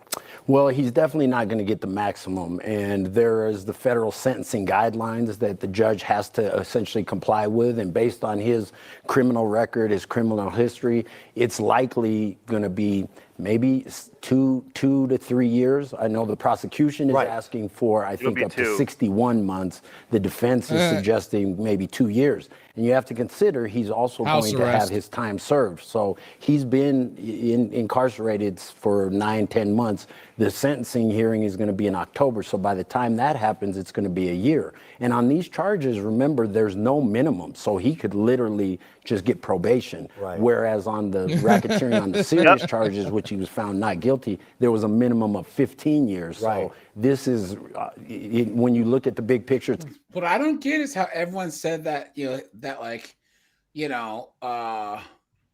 there was friggin' baby oil and zestiness going around. But then at the same time said that there was chicks there. So like there's two narratives going on. That chicks want to be involved because of the status. They want to be around. No. But what I'm saying is everyone's acting like Diddy took dudes' cheeks, and they're trying to say that he took girls' yams too at the same time. So like, what is it? Or is it? He just he probably did both. To be honest, At that point, you just go full Eden. Yeah. Like I think they were just orgies that went on like literally, from my understanding, like 24 hours. So pretty much like you know, there was like, you know, 10, 12, 14 different partners. Everybody was, you know, boiled involved. up and ready to go. Yeah. I was gonna say he didn't grease the hands of politicians; he baby oiled them. I see what you did there. The question that I have, like I absolutely agree with what Snowboarder. I think Snowboarder brought this point up that, like, you know, a lot of these people were kind of willingly, you know, entering into it. The only question that I have is about like minors, because that's the only thing that makes sense to me about why they would even try and prosecute this case. Were there minors involved? And the way that you would know that is the way that they the way that they would label the witnesses. If they label them witness 1 or witness 2 or witness A or witness B, those are minors. One thing I didn't hear anything about How do you know that? any minors being in here. How do I know that? Because in this country, you're allowed to face your accusers in a court of law, and the only exception for that is when the person's under the age of 18. They cannot have them publicly reveal their identity, and especially in cases involving these types of charges, where you're talking about literally prostitution and trafficking and other things like that, because you're re-victimizing the victim in that case. Yeah. And but they're using that same narrative is why they're not letting the black book out in a way. They're like, oh, it's going to re-traumatize it. But so basically you're saying instead of the witness's name, they do that instead because it just helps a little bit more. But that is a good thing to know if that ever comes up in another case. I didn't know, because you'd think it's just witness 1 or 2 or A or B, and it would be a full-blown adult or something. But if they do that, it's like a little hint. Yeah, right. No, it's if it's an adult, they're going to use their first and last name. Do you really think that he would have got such a small amount of time if there was minors involved, though? And it could be that maybe everyone that he was settled that they were coming to deals with all the witnesses, and maybe signing some legal documents. Because remember, a lot of times they don't want there to be any more discovery or all this other stuff, so that stuff is not made public. You know what I'm saying? Maybe they could have kept their identity secret, and they got paid. There was some pepper. I don't know what, but there's other ways that they cannot be identified. So I've got like this very insane tinfoil theory that I cannot prove. This is all speculation, right? I think this is because we all know that the other side of the veil, we'll call it, or the other side of the curtain, they get into some of the most debauched, despicable things. We'll just leave it at that. But the thing is, it's like with the whole, Island Man. Well, I'm just going to call him Island Man. With that whole thing, people started asking more questions. And I was, so they take a look at this guy and make him like a fake sacrificial lamb and be like, okay, you got your justice. Now we're just going to wait a couple of weeks for all of you guys to forget. We'll wait for the next viral video, and then everyone will just forget. It's like these guys know that the information cycle that we have is just too freaking powerful that we cannot keep up with current events. Yeah. So our memories are no longer near as long as they used to be. I mean, most of us, and I'm guilty of this myself, we forgot about what happened in Kenosha. Cycle. Yeah. I call it the 24-second news cycle. Yeah, it's not 24-hour anymore. It's about 2 weeks at the max. Because guys, remember, Flint still doesn't have clean water. Don't get me started on Flint. Yeah, Jackson, Mississippi still doesn't have clean water. Do you think those people in Hawaii got their houses back? Nope. Yeah. Yep. Locke, what were you saying? The Flint, Michigan story still infuriates me to this day. Mm-hmm. I am infuriated. And that's the thing. They use it to our advantage just because it is impossible to keep up with the endless flow of information that's coming towards us. There's just no way. And so we have to have short memories. because we're just constantly getting bombarded with stuff from every possible direction. Yeah, our grandparents never had really to deal, like, we've seen more commercials for Liberty Mutual and all this garbage and stuff than our grandparents saw their entire life. So we are overstimulated by it. So like we can see something and it can like mean nothing because it'll just be washed away. Like someone could tell you there's aliens and show it to you and stuff, and you'll like forget about it in 2 weeks and just won't care. Yeah, pretty much. I mean, because like the next viral moment happens. I mean, we see it. I mean, we're already starting to see it like right now. Like, well, I mean, we're already starting to see examples of that like right now. Like, especially with Charlie Kirk, like the discussion for that. It's a very important discussion. I'm not just talking about what happened to him, but like the circumstances behind it. Yeah, people aren't talking about it anymore. It just gets buried. Yeah. And it makes sense as to why. And when we see stuff like this is just a sacrificial lamb, and they're using that information overload to their advantage. That's my theory. This all started with when they made 24-hour news networks, and they made they made we used to just have the evening news and the paper, because that's all you really need, honestly. That was those were the days, man. Paper, but then it became this Cold War and who can cover the craziest stuff. And then you had the Fox and the CNN and the NBC and all these things where they were just trying to outdo each other. You know what I'm saying? And now it's like they have to trying to have something on even until it's 3 or 4 in the morning. It's so bad that and a feed at the bottom that your subconscious mind reads. Oil is this someone got killed in this time. But you know what I'm saying? So your subconscious mind is reading that too without you knowing it. They'll have a half-hour long segment on a tweet. It's like, wait, who? What? And then these 4 people and it's meaningless too. It's also meaningless. You guys remember Kofefe? But they'll have a panelist of 4 talking-headed dummies talking about a tweet. Yep. What the hell are you people talking about? Why are you having a discussion on like a paragraph on Twitter?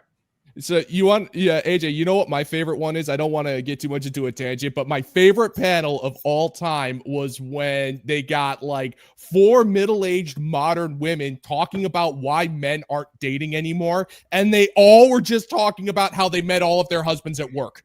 Yeah. It just turned into a discussion about how they met their husbands and completely disregarding the massive human pair bonding issue that we have. They talked for like 45 minutes about how they met their spouses. The whole Me Too thing. Oh God. People can't meet people at work anymore. Guys, what do I say? Guys, no happy hours, no holiday parties. Don't go and have lunch with these chicks. No mentoring, no traveling. Go to work, do your job, eat lunch by yourself, and go home, guys. Never be alone with these chicks. Don't look at them. If they say hi, maybe kind of hi, and that's it. Don't say anything. Be professional, be courteous. That's it. And now they're like, "What? We can't. Guys aren't paying attention to us at work anymore." Oh, well, whose fault is this? They asked for it. Yeah, they didn't ask. They demanded. Yes. Right. They got the Mike Pence. This is what they wanted, and everyone said Mike Pence was crazy. He was many things. Time. Yep. So I just want to say one other thing. Like we now have that we'll call it like the 2 weeks that we remember and stuff, but that's just more modern. Take it back another like 50 years or so when they had Sigmund Freud's nephew, Edward Bernays. He is one of the people who is telling our media people how to present information in such a way that it basically programs you. Yeah. So you have it's confirmation bias without you knowing it. To a degree, not fully. It's not fully controlling what you think, but it's helping. It's making a rut to guide it a certain way. So don't think that they're not also doing that now. It's just like, oh, we just think, oh, this is how our news program is presented. It's this segment, and then we get our brainwashing of the pharmaceutical commercials, another 15 minutes, and then this, and then this. All those things really add up. So that also, when you're trying to think about a moral discussion like this, you have a lot of that just knocking it down, knocking your attention down, scattering it and stuff. So you can't really even sit down and have a good conversation about it, really. Like something like this is very positive, but the average person is not really going to do that. And they can be tricked so easy, like the Schmittenhaus thing. Like you guys said, they think he crossed state lines and the people were colored and stuff. God. Because it was presented to them in that way, and they still believe it, even he was proven not. That's how powerful that is. Thing, at least all of us aren't too young. I mean, aren't young enough to have TikTok brain, like literal TikTok. Oh, thank God. Guys, my nephew's 20. Guys, I say this all the time. He's horrifyingly ignorant. He's horrifyingly ignorant. And he knows that he doesn't know anything. But then I'll tell him something that goes against something he heard on TikTok. I'm like, no. I'm like, dude, you don't know what you're. I was like, you honestly believe this because you saw it on TikTok. But guys, I actually got into. Watch. Go fast. Employer after her boss. Woman wins compensation from employer after her boss refused to say hello to her 3 times. Not. Well, what did the police say? Once, not twice, but 3 times. She is that lady, Chiching. I remember the episode when I was talking about how you go into an office, you say good morning, no one responds. You say goodbye, no one responds. Well, you people that like to act bougie, specifically the employers, we coming for you. We coming for you, car. Yeah, make sure the energy right when you step into the office. That's all I'm gonna say. What? Demons. They're demons all around the world, guys. Wow. All around the world. Like, you're damned if you do, damned if you don't. Government enforced politeness. Yeah. How can that not be seen as like like an attempt to control behavior? Yeah, that's exactly all it is. That's what it is. Yeah. It's about exercising the ability to control what people say to you, and using like a legal, like a lawsuit that where they'll have to pay reparations. Extortion. Yeah. I mean, like, how is this not criminal extortion? That's exactly what it is. Well, you're actually wrong. I was going to tune say into whatever podcast, because Roma will prove that. Now we go back. Michael. Hi-yo.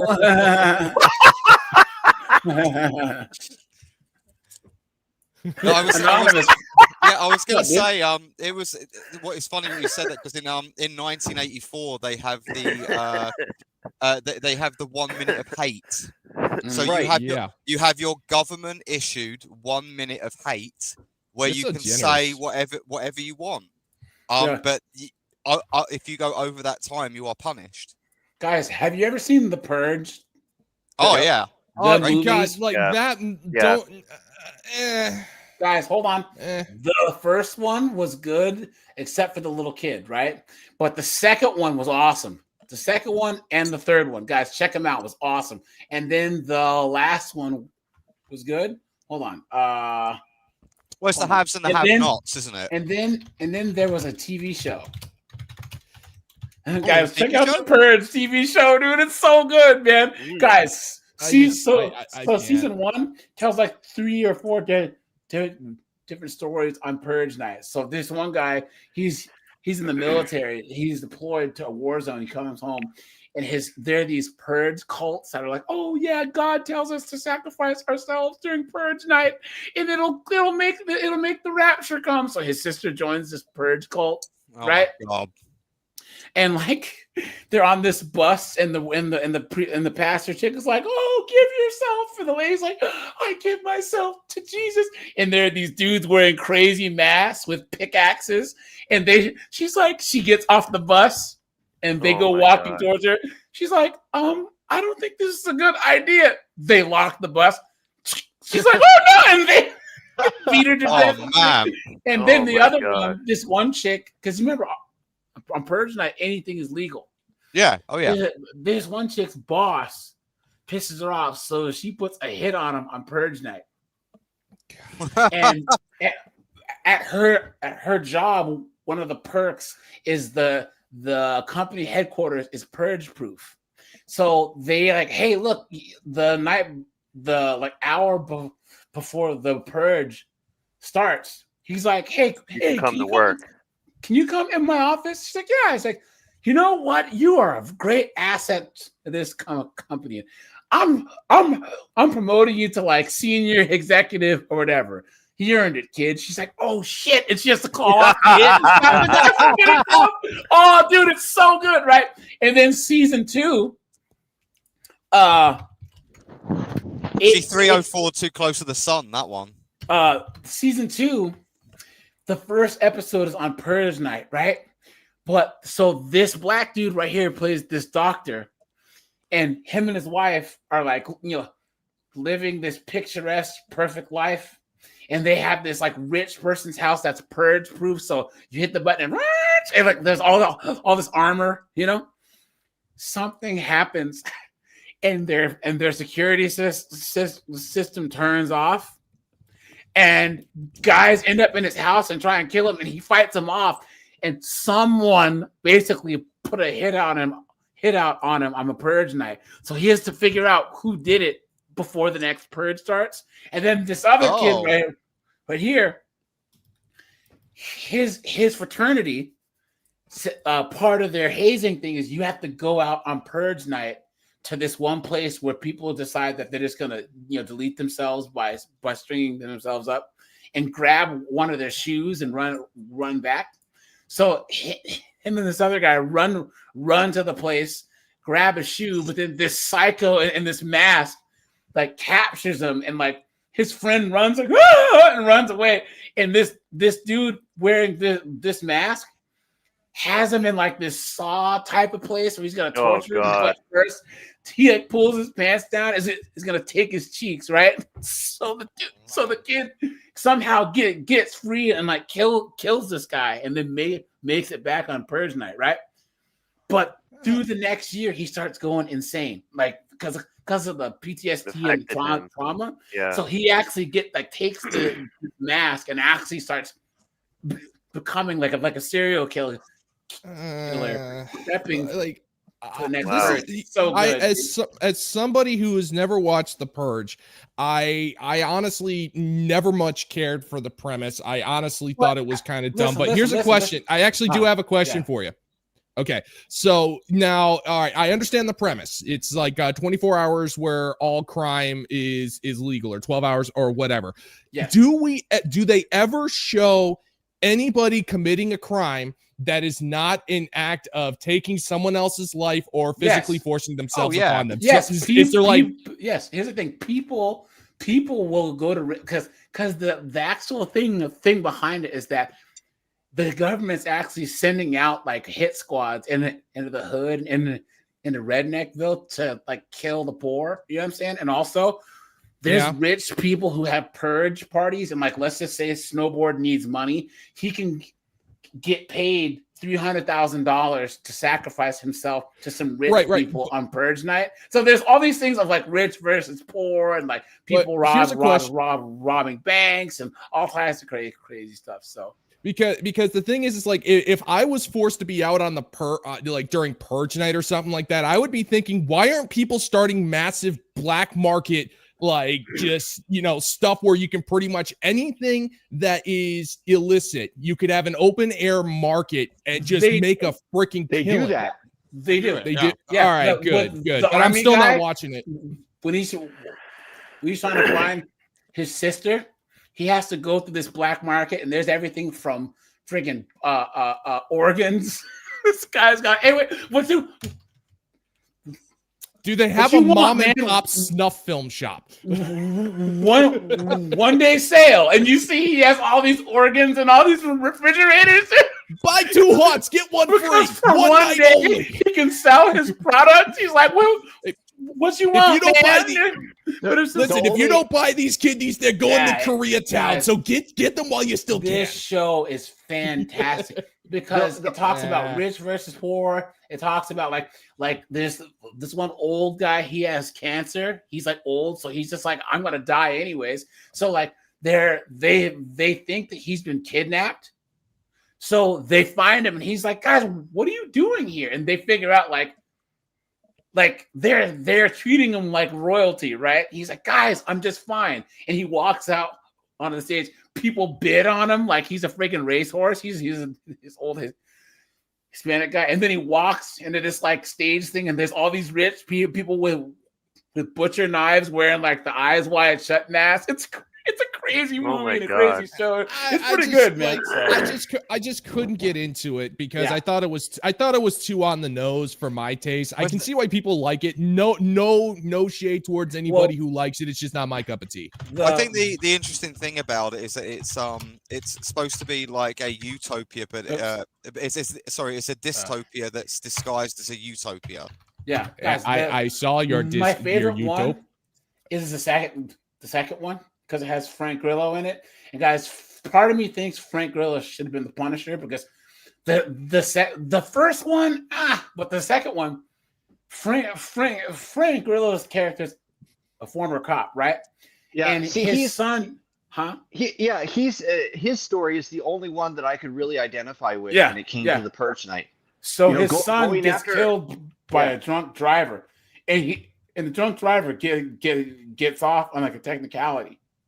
So and he tries to hunt him. Yeah, he quits the force. He gets the guy's address, quits the force, and gets armed. He has a freaking armored charger, and he's gonna go get this dude. You know what I'm saying? That's his only thing. He's like, has his mission, and then these two knuckleheaded broads end up on the street on Purge night, and they're about to do he's like, don't stop. It's none of your business. It's none of your business.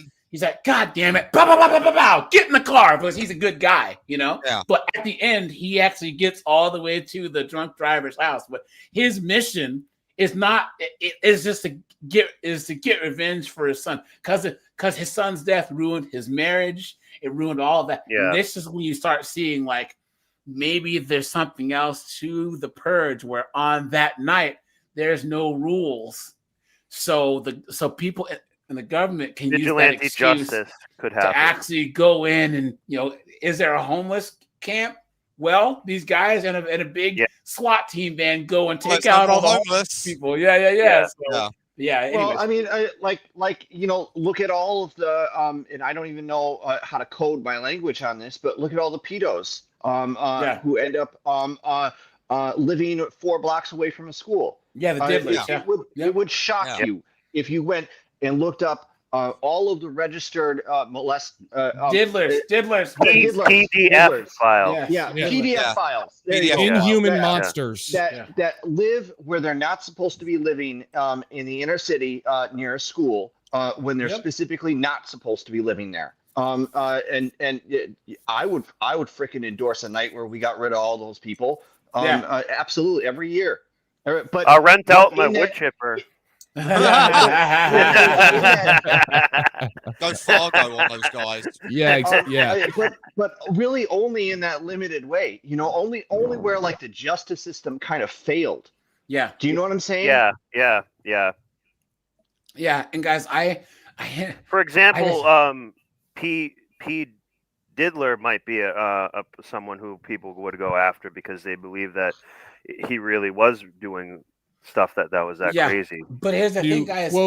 This is the best part about the Purge because it's up to you to protect yourself. Like you can respond. It always in has time. been. So let's just say that Locke cut this person off, and this person was having a really bad day, and was like wrote down his license and said, "On Purge Day, I'm coming for her. Yeah, I'm coming for her." Well, then guess what? You know what? Yeah. If he comes out after Locke and Locke gets the 12 gauge, mamma jamma, bow. Guess what? Yeah, that's how I will neither confirm crumbles. for the algorithm's record. I can neither confirm nor deny said statement. AJ, don't you drag me under the bus. AJ, I told you that in confidence. I am Spartacus. But yeah. That's like I'm saying. Yeah, go ahead. I do like the second season because it shows what happens after Purge Day. It's like that year between purges. It shows how like the cities are all burnt and crazy, and then like they have purge insurance, and they have like good neighbor purge insurance is there. Yeah, you know what I'm saying? Or like Oh my God. That was pretty much the premise of the first one, if I recall correctly, where the No, main that character was- was a guy who didn't he sell like purge security systems or Yeah, something? Ethan Hawke Wasn't that what character. Ethan I Hawke think did? he did. Yeah, Yeah, Ethan I Hawke think I character. think so. Yeah, the first one, the villains were bad. I mean, were good, but that little bastard kid riding around on his little bike was honestly, was I annoying. haven't been talking much about it because I know very Check little out about the- the purge. It the just second doesn't one, interest me. And the third one, the fourth one was trash, and then there was a fifth one that was actually really, really, really, really good. And that's when they figure out like the people who like made the purge from the jump. There's people who like never want the purge to end, and they infiltrate the people who made the purge, and like, oh no, ain't no end to this purge. Like, oh snap, there we go. Yeah. Oh yeah, the forever And that's what purge, Antifa thinks they want, but Yeah. in a way, that's kind of Oh, what those people, God. those anarchists, think they want. They don't want that. That's not good Yeah. for anybody. It's really not Guys, civil. Yeah, whole you whole descend anarchy into the thing- Wild West, you are not going to like what happens. Yeah, guys, the whole anarchy thing is so crazy because it's a bunch of weak-minded people who think that Who have no everyone's going to plan. be as weak as them. In anarchy, Oh, yeah. someone's going to be stronger, more charismatic, is going to be able to form a tribe and dominate you. And by the It's way, what- someone will have more guns, will be a better shot, or whatever, and they're going to take your stuff. It's The the law, South will like pretty much rise. what they want, what they think they want. They think it's going to be all fun and games. So it's like, no, if you go back to the law of the jungle, when the lion gets hungry, the lion eats. And brother, you are not a lion. Yep. You are Well, barely a malnourished gazelle. And it's like, okay, well, what's like after this anarchy? Okay, like what's your plan? You're going to end up rebuilding a society that's somewhat similar to what we have now. Well, the funny thing hierarchy's is, to a degree. they tried that. Do you remember? I'm gonna be testing your memory here. Do you remember Chaz? Chaz. Yeah. It's like they said, oh, well, An we're gonna start up a embarrassment. communal. Yeah. It's like they had like a communal garden which It's was a poorly joke. maintained. It was like 5 plants. It was so wasn't funny. It wasn't even a ninth of an acre long. And it's Yeah. like they were planning on feeding it. And they were entire college asking campus for with like it. gluten-free pastries and stuff to be delivered to them. That Have would you be seen- such a great comedy show if they could just call it Chaz, and it's just Oh. like it's like Portlandia sort of, That would but it's be just actually Chaz with those fantastic. idiots. I don't think we can get enough. I don't think we can get any actors who will understand the joke but agree to dye their hair pink. I don't think we'll be able to find actors That who would would be be willing to do absolutely that. fantastic, actually. If they had, Or give Oh, them that would take and just some make it a stroke. reality TV show. Give them like 4 square blocks and just make it a reality TV show, letting it ride, and just watch how they live, and it'd be like a whole comedy show. there's a TV show in the UK called Plebs, and it's basically some like Roman people that are like at the end of Rome. Did you guys and see they're just the- like kind of like living their days in the end of Rome. It's like it's pretty funny. Did you guys see the hunger strike where they were like they were doing shifts and taking turns, and they're How like, is that a hunger strike? Thank you. Turns into Yeah, hunger strike. yeah. Here it is. Yeah. Here it is. What? Here it is. Did they? Hold on. Are you? Hold up, AJ. This I is just stuff wanna you make sure can't we're- make up. Yeah. AJ, I just want to make sure we're on the same page. Did they? When you say they were taking turns for a hunger strike, did they go in shifts? Yes. Hunger shifts. Yes. Yes. You think the ultimate Yeah. goal is to starve to death? Trying to right? figure it out. Everyone Yeah, needs a but lunch if we break didn't do for that- a hunger strike. If we didn't do that, then there would be physical. Wait, they said there will be health problems. Like that's the point. Yeah, that's what strike. the That's the point point. is. Yeah, that's what it's supposed Where to is be. it? Oh God, these supposed to be a people human are a skeleton. never-ending source of laughs. Yeah. Like the amount of amusement we get at these idiots' expense is just Well, they're worth its laughing. weight in salt. They're just Well, all laughers, it's these because it's because of the distance that these people have from reality. Yeah. They're very That's why they're privileged. So hilarious. they Privileged, operate yeah, that way. They Just about to live say, in a yeah. lap, like they have lived in the lap of luxury. Like that's the one thing that I would tell these people. It's like, guys, you have never known suffering. I'm sorry, but any story that you have never known true suffering the way your ancestors have. No. And if it snowed in Portland, they would give up in like 2 days. Yeah, They're not even going to yeah. shovel or anything. It's like, yeah, you guys have lived a life where you've never had to worry about starvation. You've never had to worry about bandit raids or, your home being destroyed by war. You've never had to worry about, I'm not about to talk about, cough, cough, but you never had to worry about like something as serious as that. You have never suffered, and yet you're acting like you are the most, you have never suffered more than anyone else in the history of humans. I heard, hold on, I want to say something to that. I heard a psychologist talk about this when it comes to progressives on a college campus, and they were like examining the mindset about like why there are so many progressives that identify and attach with like Palestinians and Palestine as opposed to the Kurds who face an even AJ showed that video, I think. Yeah. And they assimilate a certain point of the victim's identity into their own. That's what these people do. Somebody mentioned LARPing before, but to them, it's not LARPing. They're literally assimilating the identity and trying to play it out because they have no identity of Cultural their own. appropriation. And they think that's a form of compassion in a way. Right. In a strange way, actually. These people are so stupid. There's actually I don't know if you know, guys. There's a movie called Hunger, where there's a guy who belonged to the IRA in England. He goes to prison, and he has a hunger strike, and the guy 66 days, and he literally starved himself to death. Wow. On a hunger strike. You want to know who went on a hunger strike and it worked? Muhammad Here you go, guys. Nope. Jesse Smollett. Here you go, guys. Oh yeah. I'm not kidding. You're right. You're absolutely right. 100%. Here you go, guys. Unbelievable. Here in Tampa, students at USF just ended a hunger strike protesting the university's investments in companies that they say do business with Israel. 10 Tampa Bay's Angelicia Bruton spoke to those students who say they still have demands, but they had to stop that hunger strike after weeks of protesting. Angelicia? Miranda, that hunger strike lasted for 17 days before students decided to take their campaign in another direction. During that time, students attended a Board of Trustees meeting demanding the university stop investing in companies that work with Israel. Students say the school didn't change any investments, so the strike continued. During that time, they also held protests and created the USF Divest Coalition. They eventually ended the hunger strike because of health concerns.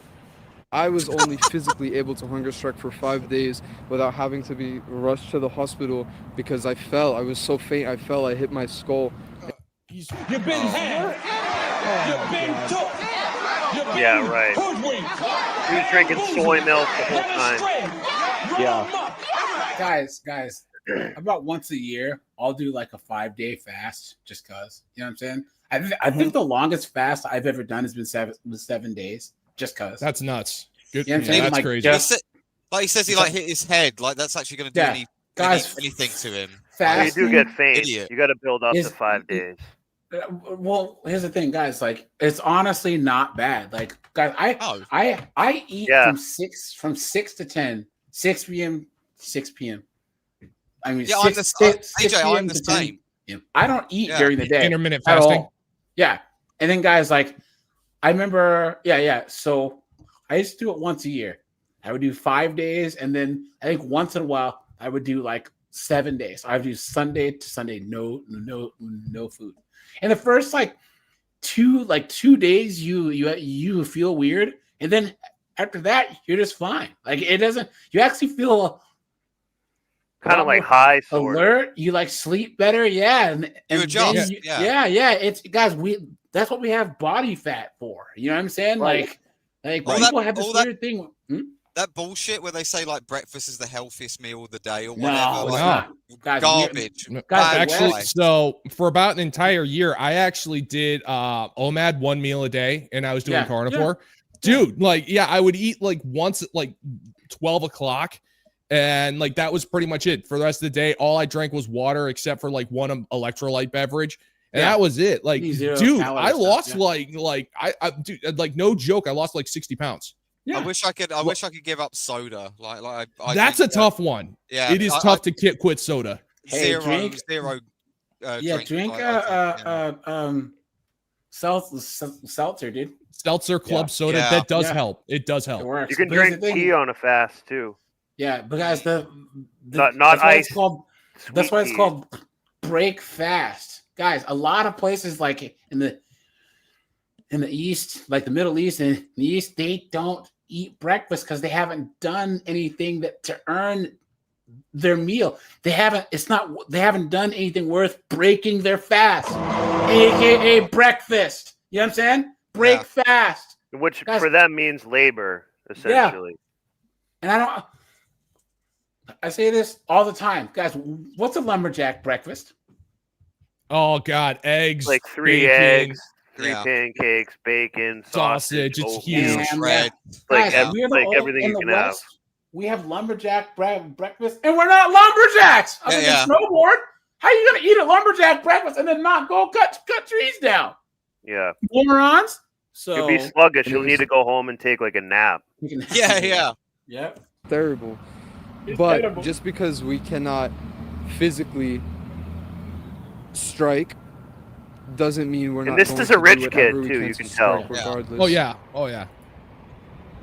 In a statement, the university says their investments are find the one where it was like, I have no problem if they want to boycott doing business with Israel, though. That's You their don't need right. a hunger strike. You can financially do that. I don't care. Right. Well, the funny thing is, this is just one thing that just kind of like I trying to don't know. their school to divest from somehow doing business with them. I have no idea, like, if they're doing it as a form of solidarity or if they have no idea. But like, I don't know why, but it irks me that guy is wearing a small. It just irks me that he's wearing a small. Because it's their costume. what? Right? They like to dress. The scarf. A keffiyeh. A keffiyeh is not even Palestinian, anyways, guys. Right. That Yeah, girl it was doing stolen the by the strike. Holy. Yeah, it's Iraqi. It has nothing to do with Palestine. Now But they here's don't the know thing, any like, better. yeah, those scarves, they actually do have some really solid uses. Like back when I was I used to work as a like outdoors as a guy who was a mobile bike repair guy. Like, yeah, those scarves actually do come in handy, especially if you have skin that with sunburn problems and stuff like that. They're absolutely great, but they're not wearing them for any practical purpose. It's just cultural appropriation, which I thought was a bad thing. It's a costume. It's a costume they wear. It's cosplaying, yeah. Yeah, that's all it is. People in the desert keep something on them like that to shield their face when the wind picks up in the sand. The sand. Yeah, they're great. And they also use it when the sun is high in the day because of the brutal way that it beats down on you when you're in the sand. It's the shelter, both the reflections of the sun on the sand and what you're actually getting from the sun itself. Yeah. That's why they wear that. These people are not in the sand. They're not in the middle. It's a fashion statement. Oh, right. Well, I would argue that their heads are in the sand. I see what you did there. I see what you did. Pretty good. That's pretty good. Guys, yeah, that was so good. I wish I thought of it. People of conscience in the Princeton community, students, faculty, alumni to participate with the. Sorry, guys. I know. Of course, it's Princeton. I know. We now can ban the Oh yeah. That never gets old. No, it does not. You got to keep that one. And that guy is a mega simp behind. Yeah. Behind boy. Guys. Oh yeah. He does yoga and gets egged. Yeah. Yeah, it's Facts. oh yeah. In just the last few hours, we've had commitments from at least 6 people from Princeton Theological Seminary participate in this solidarity fast. Look, as a fast. He's eating Hold up. I think this is. That's got to be green screen. screen. That's green screen. Yeah. That's you can tell that's green screen. No, that's green screen. All right, I would laugh. I was gonna say that is. I was hilarious. gonna say that'd be awesome. Oh, it would be. That would be so. And they're eating the epic. most like chemical Was that food and satire? stuff too. Was that satire? According to the plan to I get the think free it to was. access Yeah. past this Okay. year. Meeting that timetable seems unlikely. Arizona. Guys, hold on. Dang it. One second, guys. I gotta do this quick. There's a news story here. I gotta show you guys real fast. Dang it. Hold on. One second, guys. Like these kids are at like Princeton, like the most privileged. Yeah, that's. Yeah. I don't think. No, that is definitely like if you want to get into Princeton, you either have to have connections or you need to have like a record Crazy that's. money. Yeah, Here you go, that, guys. you have to have an insane record to get there. Gonna need this. Or just be a 304. That too. That never hurts. She's denying these allegations. Rosemary Oglesby pleaded not guilty Monday afternoon to aggravated menacing after Kevin Farmer, who was running for Cincinnati City Council, accused Oglesby of pointing a gun at him Sunday. I can see it. Look at that, guys. Like nonprofit CEO and congressional candidate arrested, accused of pointing a gun at a guy. Look at that, guys. Look You at just see that. on her face that she's Yeah. totally capable of that. Yep. I'm sorry. I will Nonprofit CEO means parasite.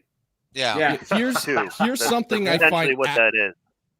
Here's something I find interesting, and I'm not gonna go into too much detail, but I do have a lot of experience with firearms, and one thing that I have been noticing is how there has been a steady increase of people buying firearms, and that does not bother me. But what does bother me is how many people just refuse to take it seriously. We actually have a whole Yeah. Oh yeah. They think that it's a tool for intimidation. They use it as try of a way to make sure that they're tough and stuff like that. They don't respect it. They don't get the proper training. Like it's like I would talk with some of these people. It's like, all right, so do you have a trainer? I can't afford a trainer. Well, then you can't afford. What are you doing buying this thing? Yeah. Join a gun club. Glock doesn't have a safety, and you know she was holding that sideways 100%. Yeah, that's and the thing is, and another big thing. I tell people like to stay safe out there because we're also starting to see like we've got an entire multiple generations of women who are emotionally unhinged, and a lot of them are getting into firearms. Yeah. So you have alcohol. SRIs, birth control, yeah, all Adderall, yeah, weed, yeah, and no, it's crazy. And so I tell people, tell you that I'm extremely distraught. Yeah, you do not want her having a pump shotgun. Come on, dude. And I'm not about to tell people, like, I'm not about to try to get into a debate on the subject or anything like that. I just tell people you have to really be careful out there and to keep your head on a swivel, because it's like I saw a TikTok video of some woman who was actually following another woman who cut her off on the freeway and flipped her off. And she said, I just wanted to have a conversation with her, with my pal, Mrs. Glock. And I go, are you freaking nuts? You got cut off. Yeah. It's like, it's like, and then I realized I might be kind of crazy because I was going to introduce Mrs. Glock to this person. And it's like, it's like I just tell heads on a swivel, guys. Heads on a swivel. That's all I'm saying. Well, Florida recently made it so you can have like a way more like open carry, not like just a few days ago. Actually, you're going to start to see a lot more problems in Florida because there's already crazy people in Florida doing crazy stuff, but you can't you can look into it. But they just recently changed some laws a few days ago, so you can really open carry, not like concealed carry constitution, like have it in your pants or something. Like you can Grand Theft Auto shit. Yeah, just basically. in your waistband. That's not. I don't really know if I agree with that or not, because I think it's going to degenerate. It's going to have some problems. I like the idea of it, but we're not responsible enough for it. That's the problem with libertarianism. That's the big thing. We can't just let everybody do whatever they want. We're not mature enough. Sadly, Yeah, and especially now with the people can do a lot of damage. So, for instance, you look at like one bad doctor in an entire hospital. Think about how much damage that they can do. One bad cop in a whole precinct. Think about how we much saw damage all that of they that can do. during the Great Unpleasantness. Yeah, one guy with a knife. I mean, go to London. You know, you see these rather these not guys doing these attacks. Guys, here you go. Let's finish. Understanding that no firearm was recovered. That's correct, Your Honor. Notwithstanding the fact that she allowed the police to search her entire house. Oglesby's lawyer, she John threw it in a stated river or Farmer made something. up the story. The facts, when they come out, are going to confirm that this guy's been victimizing her for a long time. He also says there's a history of domestic violence. Because she didn't want to see another black man locked up, she decided to drop the charges, figuring that she can continue to help Kevin. Oglesby. The lie detector And determined this is that a was a lie. clean Crime and cut political consultant Demetrius Hill looking said guy. it started after Farmer allegedly took Oglesby's truck without her permission and then refused to leave her place. So, Come on, guys. The local congressional candidate is in jail tonight. She's charged with threatening a candidate for Cincinnati City Council with a gun. Yeah, it sounds like Look how zesty this dude is. What is he wearing? a TV crime He drama, looks like but he's it is dressed a like drama a valet. that is playing out He's for real. dressed like a valet Rosemary supervisor. And this guy, He's like a bellhop. Yeah, he's a bellhop. Yeah, it's like he's like the assistant. It's like he's the step above. It's like you got the valets and then you got the valet Yeah. supervisor. And this He's guy dressed looks like like the a- supervisor, like he just got the blazer. And this See guy's how like his hand 5'1". is? Yeah, he's tiny. See how his hand is? It's like that's like, hey guys, like that's how his hand is. Steve Henry, who is running in the Republican primary, hoping to unseat Greg Landsman, is charged with aggravated menacing. She's accused of pointing a gun at Kevin Farmer, one of the 27 people running in the November Cincinnati City Council election. Guys, And this as one count of aggravated. these are elected or soon to be elected officials. Yep. This is insane, guys. You don't even know She the runs half of it, the man. CEO of a nonprofit, but I'm telling you, they scam. This woman is a Never- scammer. What was the Never actually name? Made a thing in their life that was profitable. Okay. Yeah. So does anybody remember the name of that Illinois super mayor? The one who was like a convicted. Yeah, Tiffany Hinyard. From Dalton. Yeah, Lori Lightfoot? look anonymous. No, not Lori Lightfoot. No, anonymous. You got to look up like the Illinois super mayor. Yeah. She is absolutely not even insane. hiding it. Not even hiding Yeah. how corrupt. Oh she yeah, the was. corruption is just ridiculous. Yeah, this is tame by comparison to some of the stuff that happens in the U.S. Carries up to 6 months in jail and $1,000 fine. It's arguably not a good look for someone running for Congress, but it's exactly with what Rosemary Oglesby Henry case, is it's saddled never a good after look. police arrested her Sunday morning. Oh, she's a B-dub. This is video Oglesby's attorney provided to us showing police searching her house in Westwood for a gun. Her longtime friend, Kevin Farmer, called police after he says she pointed a gun at him. While police never found a gun, they arrested the congressional candidate and brought her to jail. Look at that, right? So here's my question. Hold on. That sounds like that's what happens to men all the time, right? This sounds like equality, right? Right, Yeah, guys? You yeah, need someone yeah, call the cops for a frivolous reason, and then the cop said,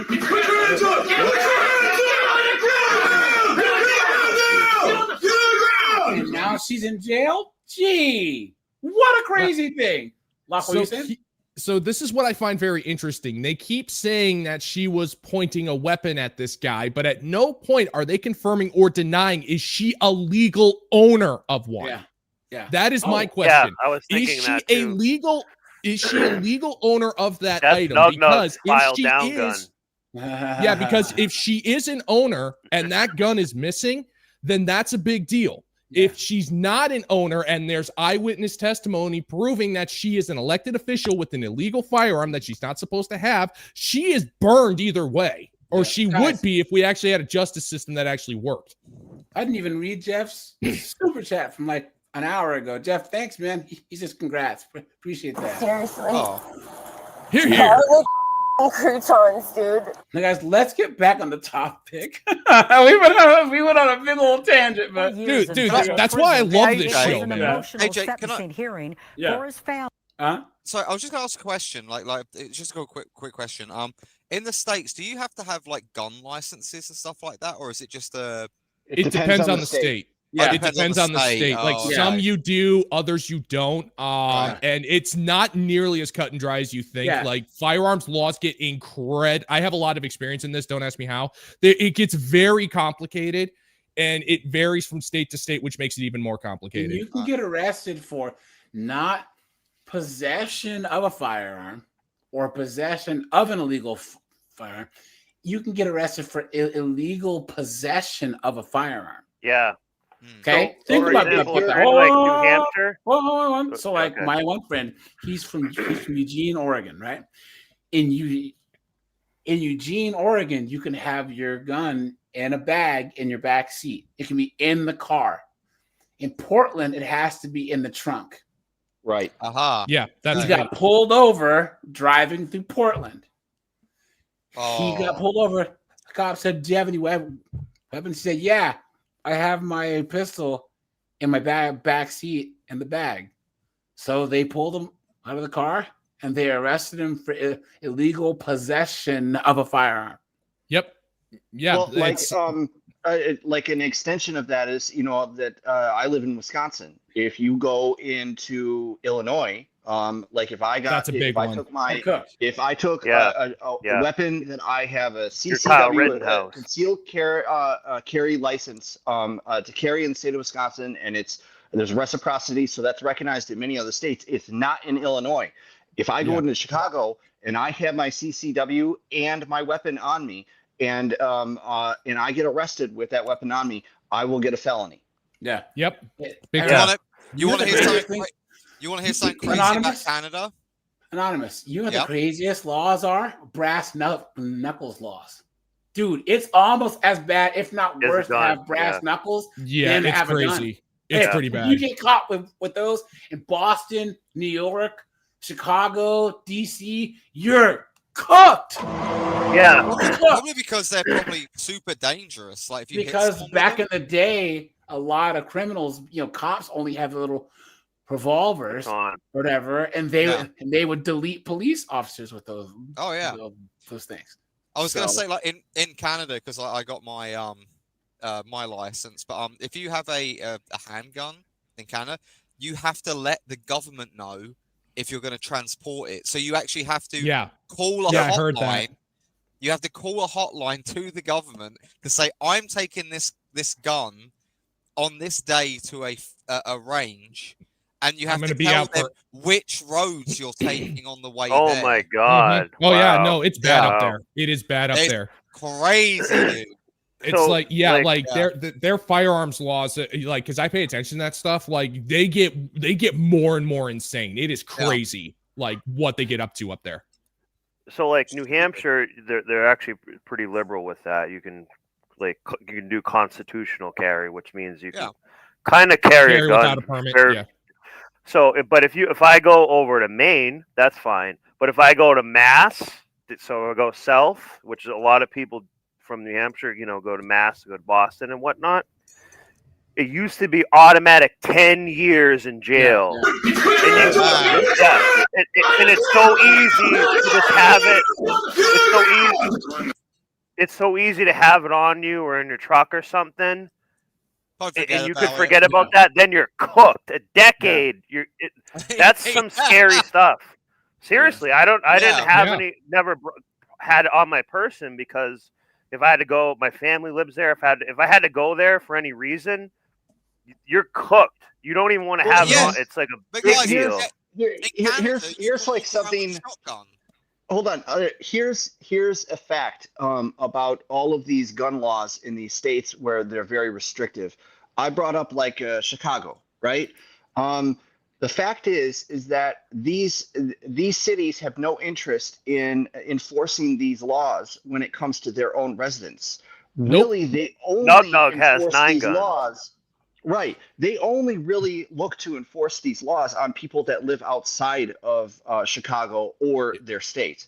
They will catch kids with fully automatic weapons, class 3 weapons, and those kids switches, those kids will be out released to their parents' custody. They give them back their banana clip. Right, that night.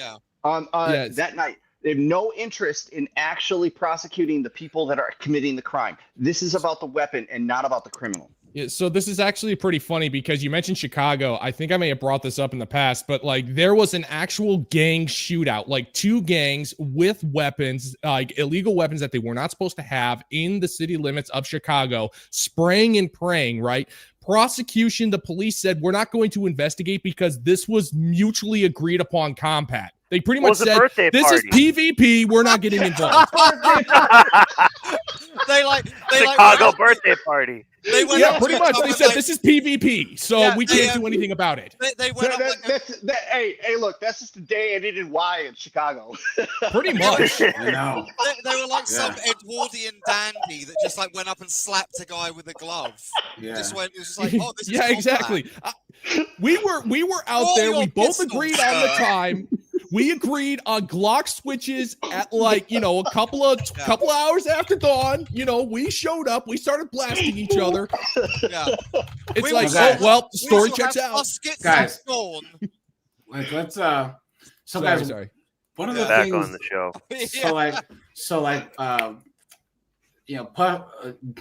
Puff Daddy got his little 4 years. yeah. He'll be out quick, right?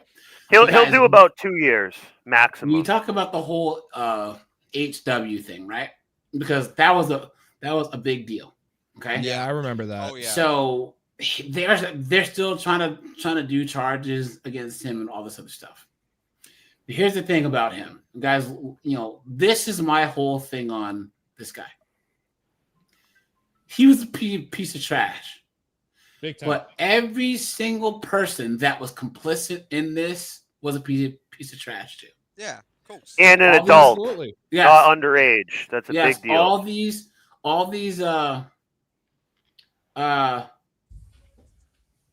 actresses, and then they also told other actresses to go to him too. Yeah. Yeah. All these He's a other gatekeeper. producers and everyone. Yeah. He's taking the blame. But there's a whole network. You can't do this type of stuff. And we have breaking news. On your Disgraced Hollywood mogul Harvey Weinstein's New York conviction for felony sex crimes has just been overturned by the State Court of Appeals. The court ruled that the judge made an error when allowing other sexual assault victims of Harvey Weinstein to testify in that case. The decision leaves open the possibility that This was District like a Attorney year Alvin ago. Yeah.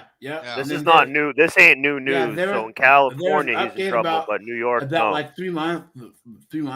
After lots of drama in the jury room, there is a verdict in the sexual assault retrial of disgraced movie mogul Harvey Weinstein, at least for some of the charges that involve 3 different accusers. Stephen Fabian is at the courthouse. A partial verdict in the retrial of disgraced movie mogul Harvey Weinstein. Weinstein was found guilty of committing a criminal sexual act against former actress Miriam Haley. To survivors of sexual assault, you matter. Your story matters. Jeez. Your voice matters. Why do you have to read it off there instead of it This being is just organic? ridiculous. There are women out there who got roofied in a bar. There were chicks that were just running on a running path, and some weirdo jumped out of the woods on them. Those are the people who Talk to the girls in Rotherham. Yeah. Talk to those girls. Yeah, all the chicks in the UK that are suffering, not these dunderheads right Yeah. here. Why doesn't she give the money back? Give the money back? Yeah. Why don't all the other girls that she told, hey, guess what I did? You can do it too. She needs to be in jail. Give it to a sex crime charity. She needs to be in jail.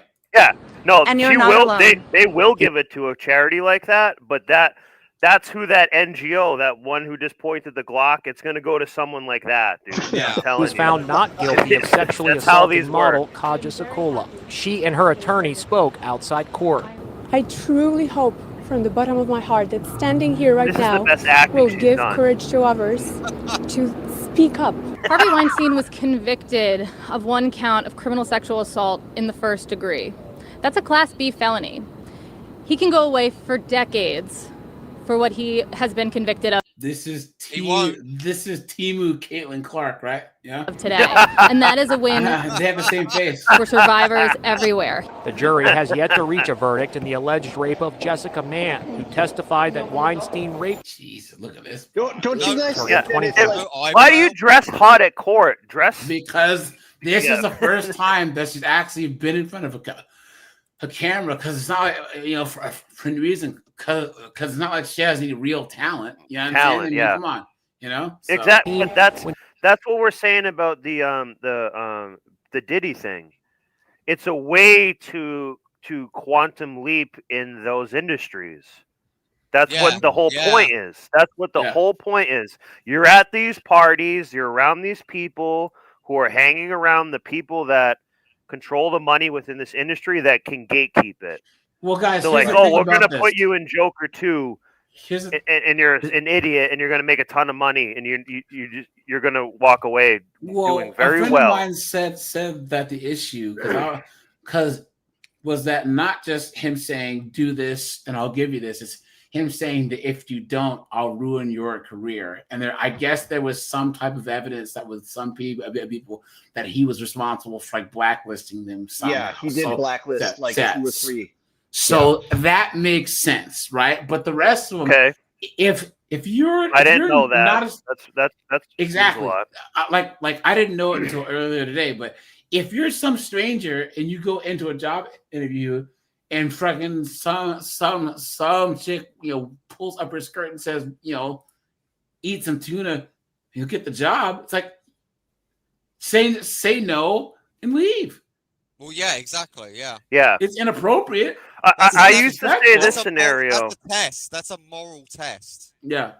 Well, but it's also a test to your commitment in some ways too, because I've made this snowboard. Anonymous, are you assuming that these 3 or 4 demons have any morals? That's what I'm saying. I'm saying they don't. All right, so but it would be like us having to eat Rosie O'Donnell's box, but you're going to get millions. Yeah, some people are going to take that offer, man. They will. Sure. For sure. Listen, this is one thing that I think and it's not some illegal, of you guys, really. I think some of you guys might disagree with me on this one, but I am a firm believer. Every man does have a price. Now, I'm not trying to say that the price is money or fame or whatever, but there is a price where something will be considered. But when I take a look at the people who play ball, I take a look at this like I say I know their price and they were rented cheap. That's what I'm saying. Legacy, every man has a price. Legacy would be my price. Yeah, having a legacy. That's my. But price. also, exactly, if they like were more talented, they wouldn't have to play that game as much. They just say, you know what, I'm so good that someone's. I'm got my talent and work ethic. It might take me another 5 years of work, but I'm gonna succeed. These women knew that. They said, I can't work at Starbucks anymore. I just gotta like. Easy way. My way to the top. I gotta swallow my pride, for lack of a better term. Oh man, wink, wink. that just reminds me of a soundbite. And then do this. Oh god. So it is actually worth it for them in some ways. Yeah. A struggling actress. Inside Edition producer Emma Cady was inside court when the verdict came down. Tensions were so high in discussing this one juror who had so many apprehensions about the courtroom that Harvey himself even raised his hand to speak directly to the court, telling the judge, "You're endangering me." The drama started on Friday with a note from the foreman, Juror 1, who said he needed to speak to the judge about a situation that isn't very good. Just hours before the verdict was reached, the jury foreman asked to speak to the judge, saying, "I can't go back in there." In another note from earlier this week, juror number 7 asked to be dismissed from the panel, saying he was fed up with playground stuff and gossiping in the jury room. There are some personal issues taking place with jurors not getting along with each other, and that could spill into the deliberations and result in people refusing to agree because they personally don't like each other. That guys, yeah. Wow. So guys, once again, what was his total?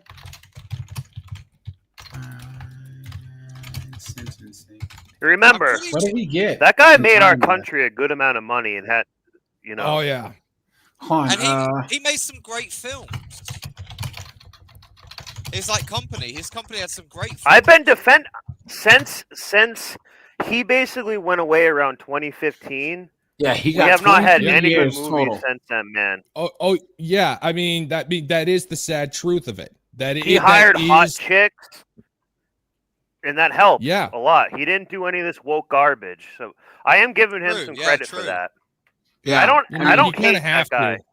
But I don't hate anybody personally. I don't have the time to. But guys, I mean, he's still a scumbag, obviously. I mean, he's not the most moral person, but guys, once again, the people who are complicit in this whole thing, he's bad, but everyone's acting like he's just the absolute worst. And I don't believe that at all. I mean, and it was a known thing that he would do that. Who said the quote when someone looks at evil men and do nothing? That's what Edmund was Burke. that? No. It's like the indifference of good men, I think.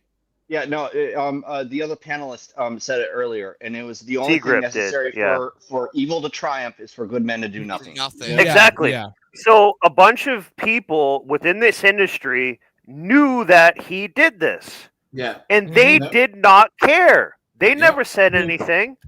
They are complicit in this too. So it's not like he's a cash machine. His own Watch. tower of it. Like the thing is that the incredibly dark and perverted stuff that Hollywood gets into, it's the world's worst kept secret. Everybody freaking knows. He got 23 years. So do you guys think that what do you think of the compared to punishment? Diddy? Oh god, I think it that's should be like a lot asking less. me if. Well, what did Diddy get? I think he got like 5 years.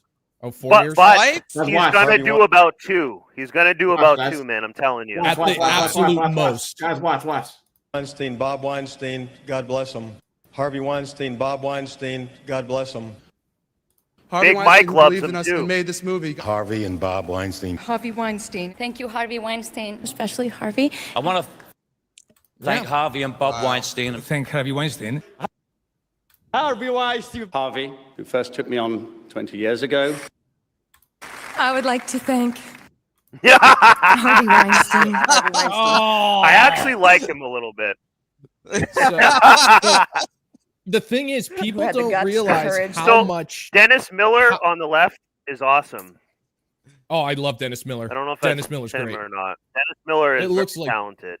I don't think Dennis Miller won an Oscar. Harvey. No, he didn't.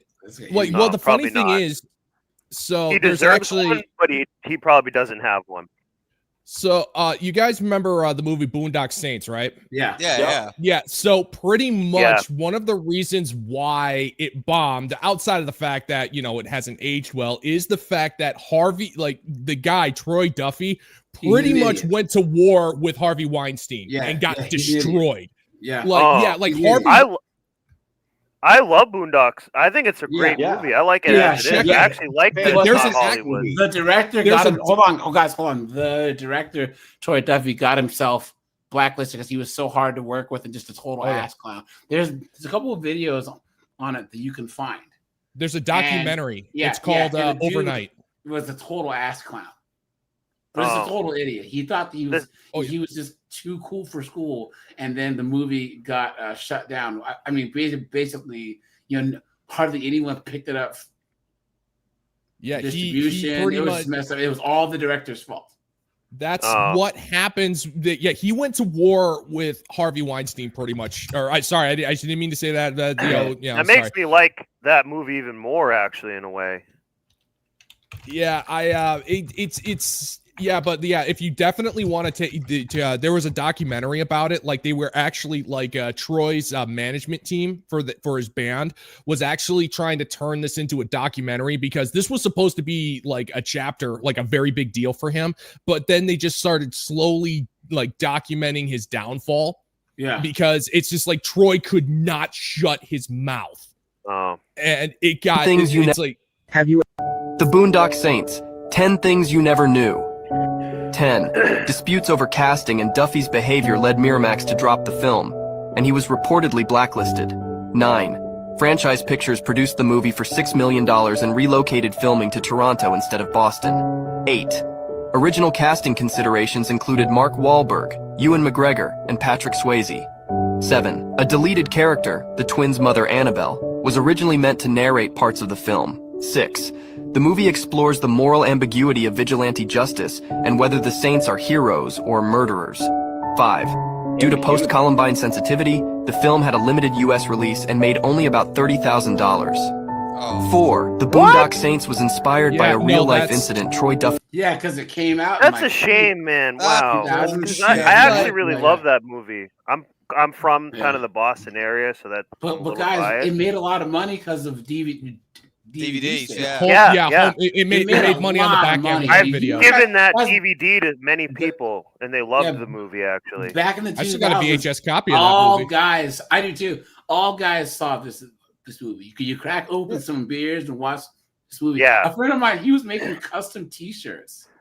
Yeah, he would silkscreen T-shirts with like Boondock Saints pictures and stuff, and sell them at my college. Yeah. Who know? All right, I gotta ask. Who knows the prayer? The whole thing? And shepherds we shall be for ye, my Lord, for thee. I don't know the whole thing. No, I think it might be on the prayer of protection. Yeah. And we shall flow a river forth unto thee, and teeming with souls shall it ever be. Yeah. It's such an awesome freaking prayer. He witnessed while working as a bartender. 3. Miramax originally picked up the project, offering Duffy a directing deal and co-ownership of his bar. 2. Despite bad reviews and Tarantino comparisons, the film became a cult classic through home video. 1. The 2003 documentary Overnight portrayed Duffy negatively, though he claimed it showed him at his worst. Yeah, they say he was a real prick, dude. And he was probably drunk. You can tell. Kinda. He was drunk all the time, and he had a very huge ego. Like, no, you want to know here's the thing. Like, if you watch the documentary, you see him burning bridges before they even have a chance to be built. Yeah. It's like he's on the phone, smack talking A-list actors that he talked to who wanted to be part of his movie. Yeah, it's like, I'll never work with this guy. He's an idiot. He's this guy's that should be a movie like, Ben Affleck would work in because it's like right up his alley. Here's my question: as being a big name, is it just me? Boondock Saints 2 is garbage. Yeah, is it just me, or did anyone else want one of those vests? That leather vest that had it had like 9 guns in it. Yeah. No. I didn't. No, here's the thing. I did not want the vest. I wanted the trench coat.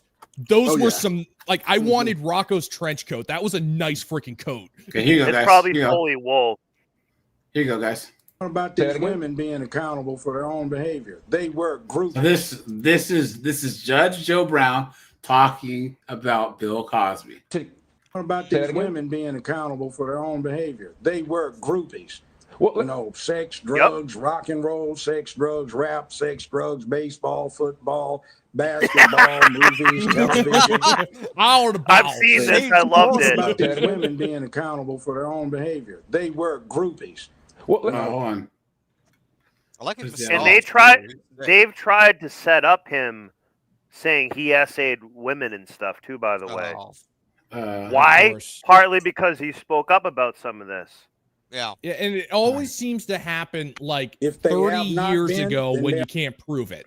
Yeah. When you can't have evidence. You can't have any toxicology. There's no physical evidence. It's just your word against theirs. And for some reason, that's like the ultimate lock when it comes to, it was 30 years ago, but I just remembered it now when this person is at the peak of their financial value. Well, that's that's the Christina Blasey Ford play. The ramification was so powerful. That's so true, dude. Yeah, it's exactly right. It's exactly right. It happened around the same time as well. Is that the dumb bitch who tried to go after what's his Kavanaugh? Kavanaugh. Yeah, that's it. We're gonna drag someone from 40 years ago. Dude, but also that was a one-nighter. Come on, man. The reason they're also doing it is so they can have their cake and eat it too. They wanted to do it, they got to do it, and now they're trying to get credit for it and then get money from it because they get a little bit amount of status. Yeah, Right. they Yeah, get with like Bill a Cosby, TV Bill show. Cosby did stuff. This is not to say, guys. There are chicks once again, guys. Hit the like button, please. That are just running down the road, and some creepo just jumps out the bushes at him. Of course, yeah. Come on, No, we would never disagree with that. I'm not Of course saying that happens. I'm not saying you guys aren't saying, but what we're saying is that once again, people nowadays they prey on the good-heartedness of good people. Yes. They pray. They do things like say that a father who somehow might get 50-50 custody or more. The mom says, "Oh, well, I'm just gonna say he essayed his own kids," knowing that who questions that? You understand? But the moment that you talk to you poke any holes in these women's stories, they fall apart because they're used to telling the stories to women. Women never question each other's stories. You just Believe ask all women. 1-2 questions, and the whole thing just falls apart. Well, look at the Christine Blasey Ford story. All of that turned out to be false, right? Yep. But even though it turned out to be false, all of the incentives still It mostly were there. did its job. She still got a book deal. Not even a book deal about what happened. She got a book deal about her experience falsely accusing a man while he was being confirmed for the Supreme Court. That's what the book was about. The book was about her lying. Reputation destruction. Right. That's what they do. And then that goes to show you how the left will take someone and exploit them as a pawn and throw them in the dustbin of history. Do you think they cared about her? No, but she still made out like a bandit, and that's the incentives that I'm talking about. She still got a book deal. She still went around on The View and all of these other shows and made money. And she's NPR. like, you know, it's just like Hillary Clinton going to these real estate gatherings and like she is in Goldman business Sachs talking about real estate. She gets booked for these $800,000 speeches. She's not there to talk about real estate. She's there to get paid. To cash it in, like and that's exactly what that examples. tattooed chick is going to do that we started in the beginning. She's going to do something similar to that. The Roma Army, whatever, with Andrew Wilson. She's doing a little bit of that. I think she knows she's doing that personally. Right. It's all of these guys. perverse She's gonna get incentives. so cooked. Like I can't wait, and guys. But guys, you get I'm gonna- attention. Oh my You're going to gosh, get guys. attention from it. Guys. Too much attention. That's just what drives me crazy. It's just how much attention they get for this stuff, and then people are very quick to forget, and then they just move on while they continue to ride that clout cloud. It just drives me nuts. In fact, I just want hold on. I just want to throw this out there because Snowboarder actually kind of brought up something earlier, and then he's revisiting it now. The worse that she gets cooked, the more her profile is going to expand and blow up on the internet. Yep, exactly. The worse that she does in that debate, the better it will be for her getting her profile out there.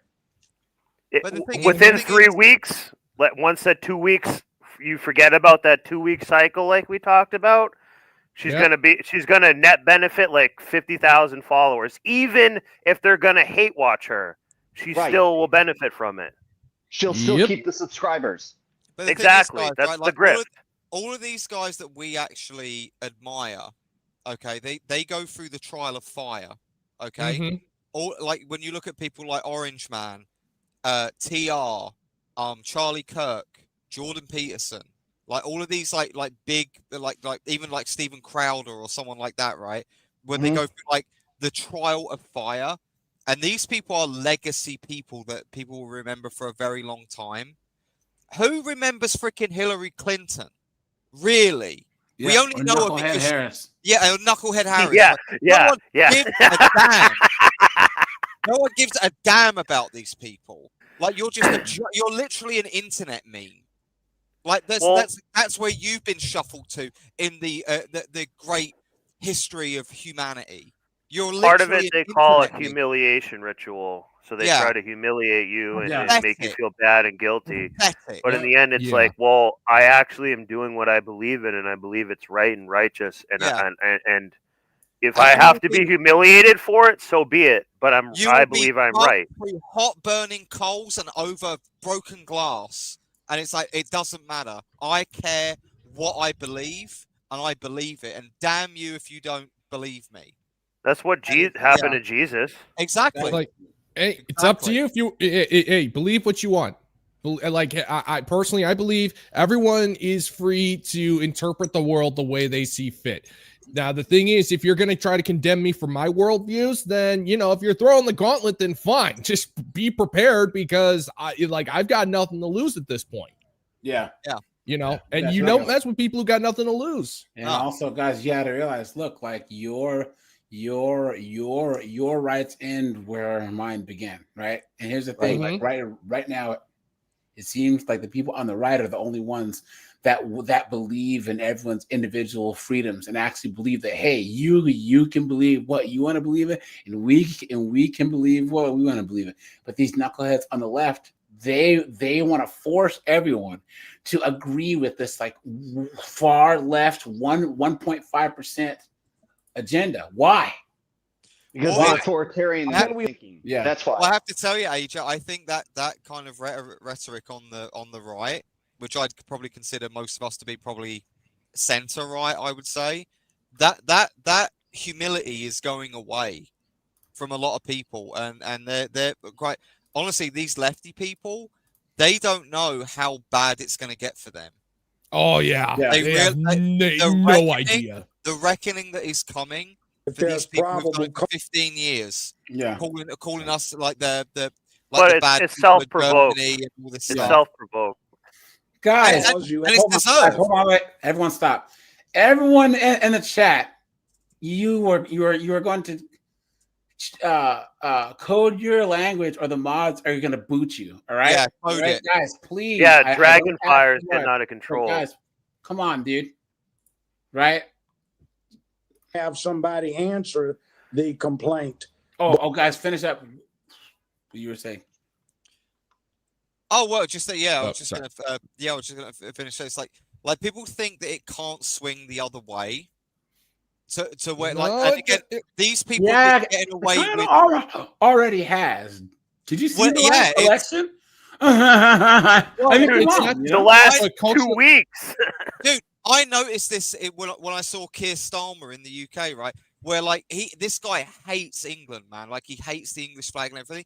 And as soon as that Unite the Kingdom rally happened, the day after, he had a video that he put online and on TV. He had all this freaking St. George's flag bunting all in the background there, where it's like these people are scared, man.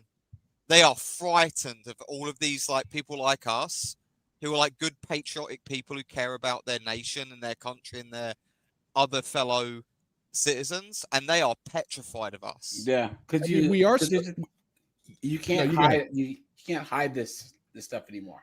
No, I mean, gaslight people into thinking that there's not a problem anymore. And one thing that I find to be very, very interesting is I don't have any solid statistics on this, so take what I'm about to say with a truckload of salt, but we are starting to see a trend of Gen Z doing the exact opposite. It's like, guys, I'm not going out, I'm not getting drunk, I'm not partying, I'm not, we're not sleeping, we're not doing the 304 thing. We're done with that because it's stupid. And it's like there is starting to see a turn of people starting to want to go more towards traditional values and just be like, guys, we are not going to be doing the same dumb stuff that you did because look at the mess that you made. A bunch of these Zoomers are really smart. And it should be.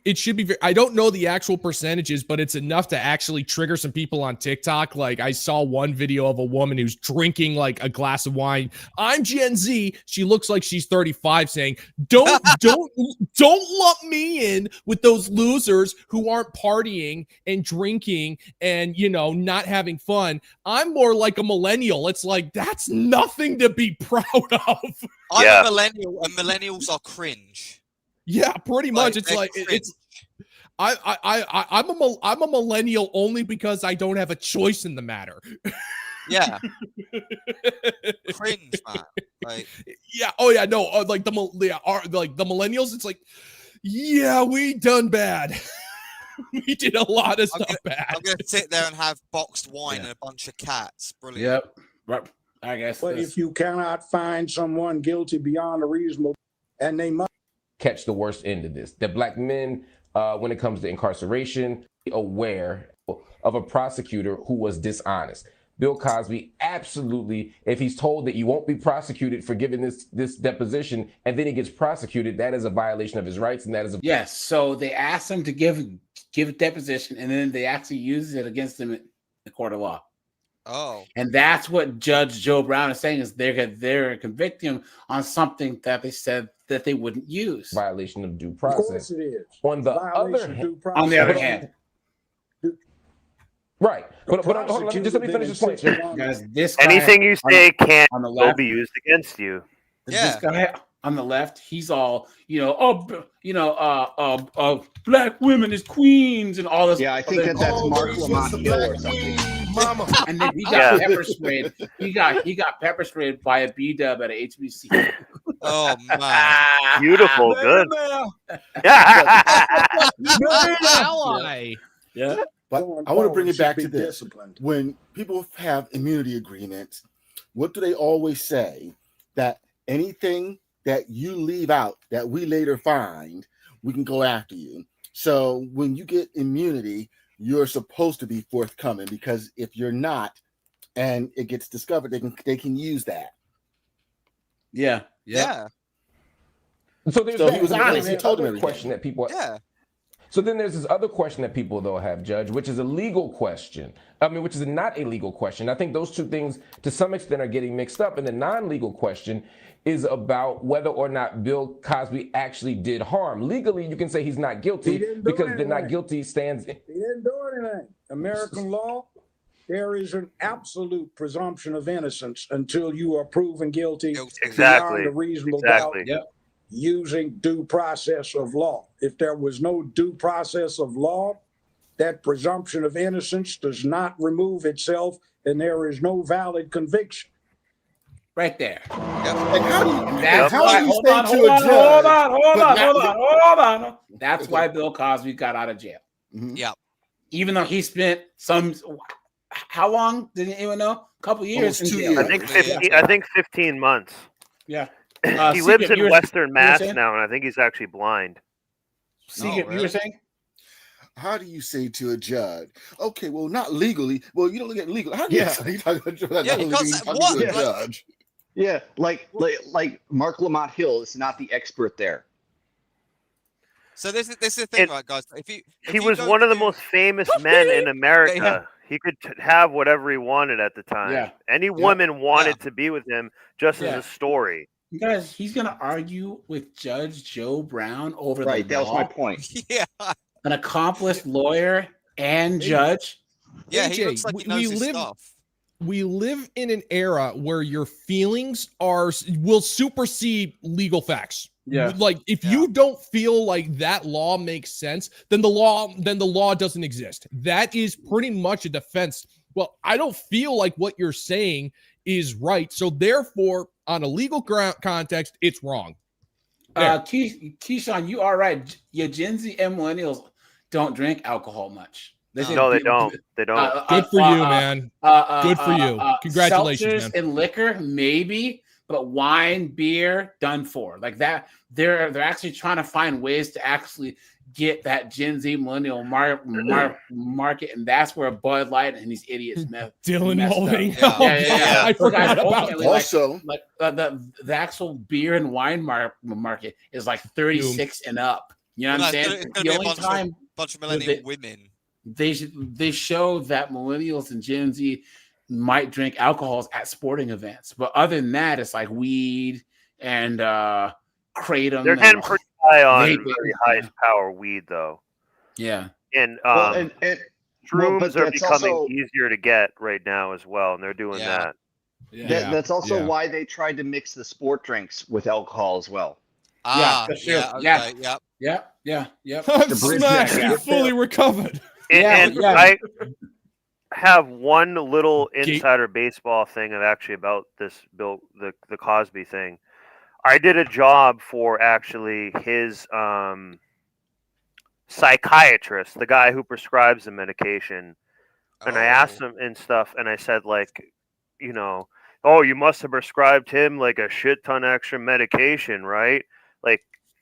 like after I got paid, I said that I was just screwing around. But no, but he actually. I'm serious. I'm serious. I'm not surprised. And this was like a couple years ago, like when he was already prosecuted and stuff. So he's like, I'm done. He's like, the reason I am saying it is because he said, no, I did not overprescribe anything because he had so much fame and whatnot. Yeah. And it could, like, look at how, like, Michael Jackson, all these other people abuse medications. Yeah, come back at me. And whatnot. Oh, yeah. You know, he's obviously prescribing legal medications, but you can, like, Valium, different opiates. You can prescribe a lot legally. And he said, no, I did not do that. And by the way, he didn't get in any trouble. He's like, I'm not worried about nothing. I had all in paperwork. I didn't do anything heavy-handed and stuff like that. Guys, Mr. Dragonfire said he used to be an alcoholic and now he quit. Hey, man, props Congratulations, to you, buddy. Nice, man. Dude, Nice. dude, Good for you, dude. That's congratulations, awesome. man. Yeah. That's Dude, alcoholism's no joke. Guys, here, why don't very addicting. So when I get I'm gonna do a live tomorrow, guys, late, probably about 10:30. I'll do Steph Curry's wife and all these chicks that like famous dudes get with them where their wives disrespect them and make them look bad. Okay. Because like did you see Steph Curry's wife saying all that foolishness? No. The other day? She never wanted to be married. She never wanted to have kids. You alluded to F you, I got mine. Yeah. So guys, tomorrow 10:30, and then guys, no lives until I get back next Wednesday. I'll be back. Where are you going? Did you say we're going to Ireland? Ireland, yeah. Nice. So Steve, man, thanks for the $2. He said, "Did you ever cut down a tree for poontang?" No. But I will say this: there's been a ton of times when there's a married woman and the husband leaves. And I'm working at their house. It's just me. I mostly work alone most of the time, and they want to fool just around. happens to fall off, right? Yeah. Oops, how'd that happen? No. There's been a few times where married women want to do that. I never did it. It's such a scumbag thing. Isn't it? I just never felt right about that, man. I could have done it. And one time, the woman was very hot and the most Christian woman ever, but I still just never did it. I never ever did that. This happens all the time with me. This happens all the time where their husband leaves. 20 minutes later, they want to do stuff. It's disgusting. They said, hey, Anonymous, what's it gonna take to, get my car down? Oh my God, you're talking about the adult pizza premise? It's like, oh my God, you are the fourth woman to offer me bedroom fun in lieu of payment for pizza. It's pizza. You could get $30. If I took the money that the offers that I got offered, I'd be broke of what these girls actually offer. Like dude, it's over like $150. These girls give disgusting, depraved stuff ever. And A gibbers.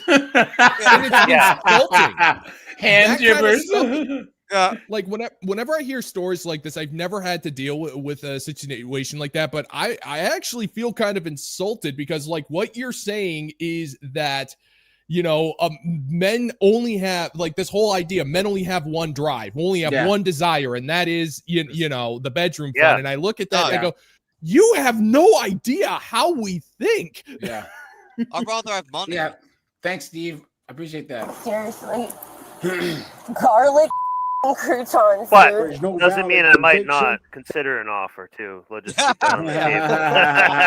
That's not me. I didn't think about it. Okay. That presumption of innocence stands as a rock for the defendant. It is to keep the government from acting in a dishonest fashion and using its powers for persecution. Yep. So Dr. Cosby I think we're on the same page with that. Found guilty through due process. He hasn't done anything. So under American law, the accusations are just that. They carry no weight other than accusations. Thank you. And they must be proven using due process beyond a reasonable doubt. He's right. If they have not been, and it's like 30 years ago. Just so much talk. So I think we're on the same page.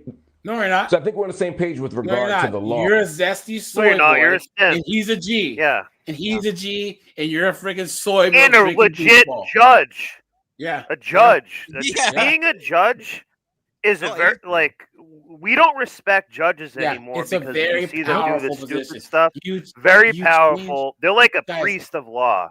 Guys, I'm gonna post a video on my Catch a Predator channel before I leave. You know Judge Boyd, the black woman, San Antonio. Yeah. Oh man, she's awesome. Guys, yeah. she has a case where she gives this diddler 30 years, Damn. and she's like, Not good enough. luck to you, pal. You're gonna spend the next 30 years in jail. Oh yeah, With a broom up your butt. basically saying we know what happens to guys like you. Good luck to you. You know what I'm saying? Good luck to you. Yeah. Yeah. Exactly. Judge Boyd's though.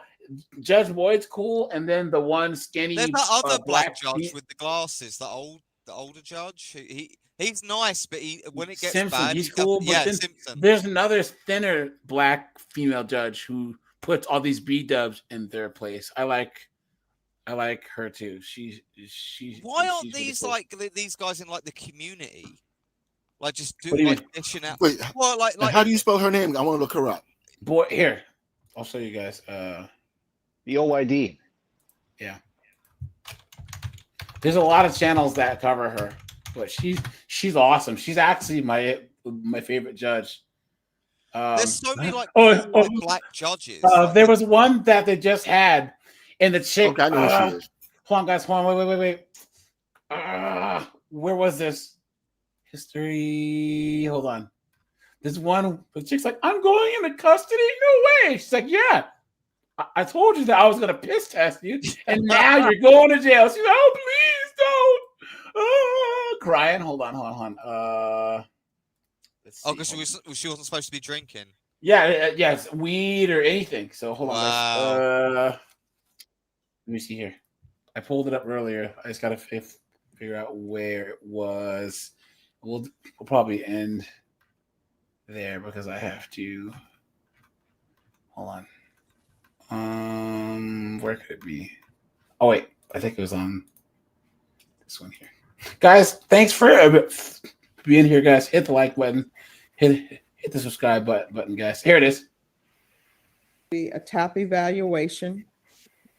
Follow recommendations. Look at how lackadaisical this broad is. You know what I'm saying? So smug. Yes. Find there's sufficient evidence to find you guilty. The court will defer finding of guilt as you. Yeah. States 1 in attachment. Let's see what Court will charges are. accept into evidence states exhibits 1 and attachments, and the court will review the same. Yeah, Judge Boyd does not play. She's fair.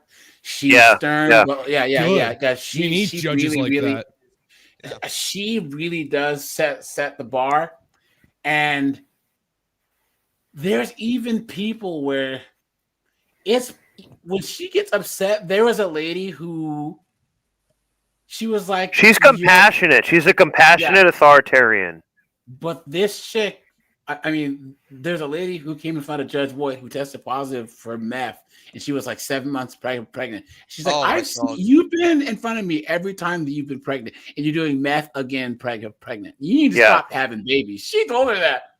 Yeah, I've seen that one. All right. After reviewing states exhibits 1 and attachments, the court will find there's sufficient evidence to find you guilty. The court will defer finding of guilt as you. What were her charges? 2 years in the state jail for discovery. Bravo, did you review court admonishments with your attorney? Did you understand it and sign it in all the appropriate places? Yes, ma'am. Your charge is possession of a controlled substance, penalty group 1, less than 1 gram. That's a state jail felony. Range of punishment is anywhere from 180 days up to 2 years in the state jail facility and up to a $10,000 fine. Understand if the court were to grant your application for deferred adjudication, if for any reason your deferred adjudication were revoked, the court could find you guilty and sentence you up to 2 years. She was on parole. Oops. Whoa. She was on community corrections. Oops. She doesn't care. In the state jail facility and up to $10,000 fine. Yes, ma'am. Counsel, has your client been able to provide you with any defenses? Yes, ma'am. Review the plea bargain page with your attorney. Did you understand it? Ma'am. According to the plea bargain agreement, punishment is to be assessed at an $800 fine, State recommends supervision. Look at that. Well, deferred adjudication. She can't even be bothered. They're taking Look in at that. consideration. She's high. Yeah, she looks like she's about to fall asleep. Yeah. She looks like she's completely out of it. Yeah. She doesn't care. And the other thing I want to say with the weight of the substance, that means that either it was methamphetamines or fentanyl. Gotta be, yeah. AL 005470. Did you understand that to be the plea? She's like inconvenienced about it. This is it. Yeah, The she waiver of seems. appeal paragraph with your attorney. Did you understand? Think of how it little and she sign it cares in about her both own places? life. Yeah. The If she's disrespect. inconvenienced about this, let alone anyone she interacts with cares about them even less. They don't care. Complete disrespect. Court will accept into evidence states exhibits 1 and attachments, and the court will review the same. There's going to be an $800 fine that will be probated. 3 years deferred adjudication. Proof of Rolling employment eyes. within 30 days of release. They asked her to write an explanation to Does she hand to write? the judge, and it says, No, you're not asking me. Right there on this. There's to be no employment as a home health care provider Oh my or God. with minors. Wow. There's to be no She probably did unsupervised blow. You contact see her just wipe her nose like Yeah, that? with Yeah. minors. Or Sniffing her meth. fingers, yeah. She There's to does be not no care. residing with minors. What? Wow. Taking consideration 2025 So she was AL getting Adderall from high school 005470. kids and like making There's going mess to be with it. 100 hours of community service restitution. Once parenting is completed, the community service hours will be deemed satisfied. There's to be no contact with Roberto. Look at this. Oh yeah, That- like What that's happened? gonna end up No happening. contact with he's a JCPenney garbage. store. Wait. Yeah, they're gonna be porking like rabbits by the So end of the guys, night. that's right. I think she was they stole shoplifting stuff? with her friends, Yeah. and then she had drugs on her. Okay. Counsel, Jeez, I'm if not you're going gonna to do the shoplift, anti-theft course can you because I put think the the theft drugs course is related to somewhere the else drug for that issues, and I think if 20 that minutes of problem is time? solved, Leave Yeah. her there'll be home. no need for the other. At least hide it in nature's I was gonna say knapsack. no. I wasn't even gonna say nature's pocket. Hide them in a bush outside of the Yeah. store. Yeah. And then go get it. Hey, no, dude, you're telling her to actually be smart. Come on, man. You know I that's know. Sorry, guys. discrimination. I got to get myself here. You've been had. Bamboozled. Led astray. Run amok. Stop being Hold on, discriminationisms. I would just want to add something. I don't know if this was a case out of Wisconsin. I almost feel like it was, but there was a guy who went in for a drug felony, right? And he was arrested, and they arrested him, and they searched his pockets and found, guess what? Drugs. Ben. Yeah. Ark of the Covenant. Exactly what he was there for. Guys, Like, it's- Idiot. Oh, what a loser. I told you.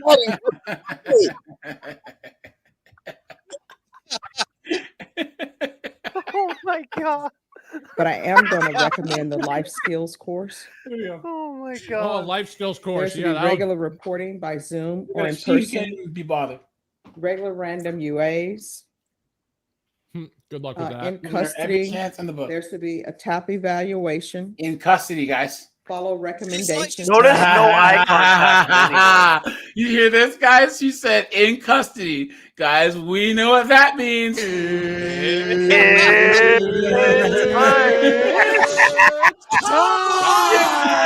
Let's go.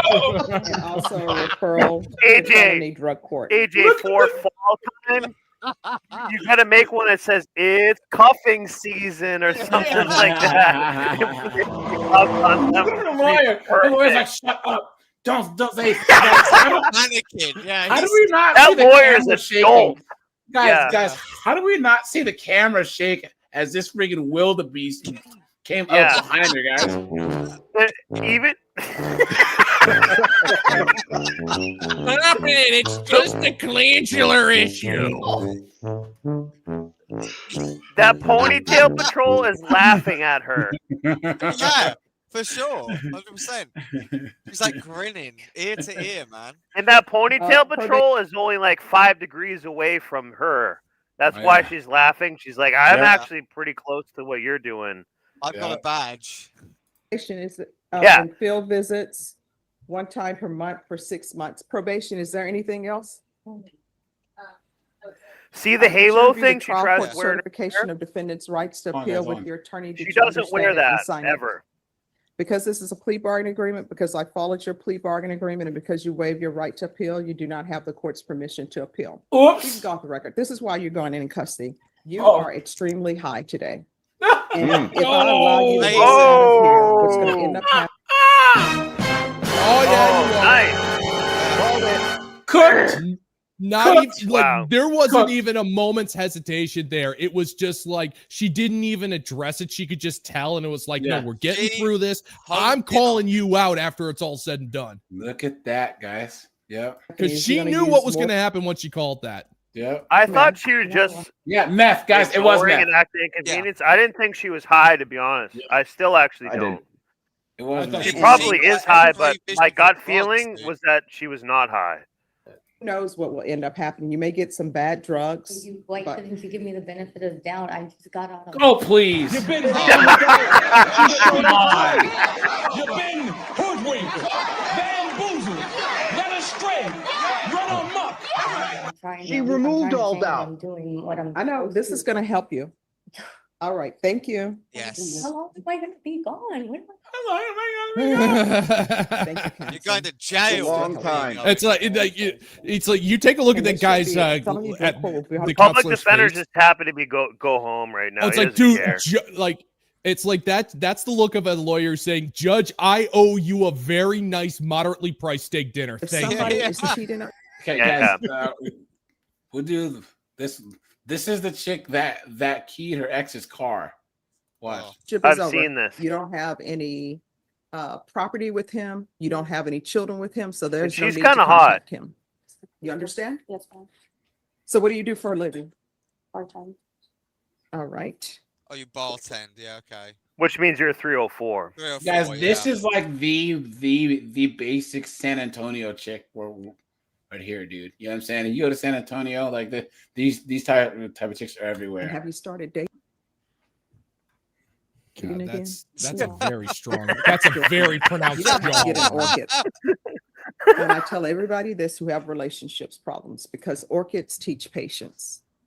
They have some beautiful orchids out at the HEB. I just saw some when I went there. I'm This like, is a wow, that's so powerful beautiful. message They're that she bloom. gives. I've seen this. You need This to is get that actually orchid. They're wisdom. inexpensive. I think they have a coupon too, so it's less expensive. Get that orchid and keep that orchid. And it comes with directions. Read up on it, how to care for it. And once those leaves fall off, She's already if zoned you out. can get that same orchid to bloom again without losing your patience, then you'll be ready for relationships. Because with orchids, you can read those instructions. Like it says, indirect sunlight. You put it in indirect sunlight. Next thing you know, the leaves are burning. Somebody's like 3 ice She's cubes. trying Then you to help learn, her. nope, it doesn't take 3 ice cubes. So I don't tell people to get orchids to be flippant. It's just that orchids require patience. and Patience, care. yeah. And that's the same thing with Never gonna relationships. happen. She was And if saying somebody nurture is cheating something, on you, care for you it, have care 2 for choices to yourself. make. One, you either accept it and confront them and say, hey, you're cheating on me. And then their choice is to continue to cheat or either say, all right, I'm sorry, I'm not going to do it again. But those are your choices. Your choice is not to go and key some car because then you end up here. You understand? All right, this is what Her the court lawyer's is a going to do. There's a dunderhead. $2,000 fine. Like you look That will be clueless probated. completely. Regular reporting by Zoom. This in judge is person. dropping real wisdom Regular- on them right Yeah. now, and they have Random no UA. idea about a goddamn thing. Yes. There should be 3 years deferred adjudication, Look at that. So she's on 200 hours of community she's service on probation for restitution. 3 years. There's no way she stays out of trouble for 3 years. No, I'm going to yeah. require No way. parenting No way. classes. I think she Once misspoke. that's completed, 100 I think it's actually called hobation. Yeah. I see what you did And again, there. and again, it's like these Cool. girls are like she's saying like buying buy an orchid, right? Yeah, guys. That orchid would be She's in the like best. the dumpster. Oh yeah, Look at this, no, guys. no, And the the court orchid will is use a at the halfway. euphemism for a baby. Is Baby, really yeah, what's exactly what I was going about on to there. say. Yeah, I've seen that video. They said the But bag. she was giving really good advice to any gender or anything. That's actually very like that's why she's a good judge. She's trying to say, hey, I'm gonna be punishing you, but I want you to have some wisdom and take something away so you can grow. She's not just merely punishing her. She's saying, hey, like she actually was doing a really good job. That's actually brilliant what she did. Just people won't really notice it. Those dunderheads won't. The guy equivalent of that would be like buy a classic car and maintain it. Exactly. Yes. Yeah, this is the guy equivalent where it's like you maintain a classic car, it will benefit you and make you look cool, but you have to take care of it. You got to run it. You can't let it sit for 4 months and not drive it and stuff. Yeah, exactly. You can't let it degrade. Yeah. It's unbelievable, man. Hold on, guys. But yeah, guys. I think we're at the 3 hour and 14-minute mark. But yeah, guys, I'll be live tomorrow late, probably about 10:30 p.m. Eastern Standard Time. What did you say the subject was? We're gonna talk about Ayesha Curry and like ungrateful wives. All these chicks, Big Mike, Ayesha Curry, Jada Pinkett, Giselle Blumenchen, right? Just like guys. What is the common? I don't know these people. What is it? Just sorry to interrupt. What is the common theme within them? They are living. They're ungrateful pieces of trash. Ayesha Curry, no one knows who she even is, but her whole mindset is she feels like she was settling for Steph Curry when they first met in college. Oh my God! So she thinks she's above him, but can't stand the fact that he's 6'4". He's one of the greatest to ever do it. He's rich. He's powerful. Women are throwing their panties at him. Women. She said it. She's like, I still don't get why chicks are after him, but it just makes me angry. You're a dummy. Yeah, and then they're also publicly emasculating their husbands. These women are greedy. Is the theme? Because I don't know who some of these people are. It's not just greedy. Steph Curry, right? The basketball player. Vaguely, I've heard the name a lot. I vaguely know him. I don't watch basketball. He's like one of the greatest basketball players that's ever lived. Yeah, so we could sub him with LeBron James or something. He's up there, right? He hasn't Black played Larry for Bird. long enough. Yeah. Okay. Now I get it. Now I understand. Now I understand.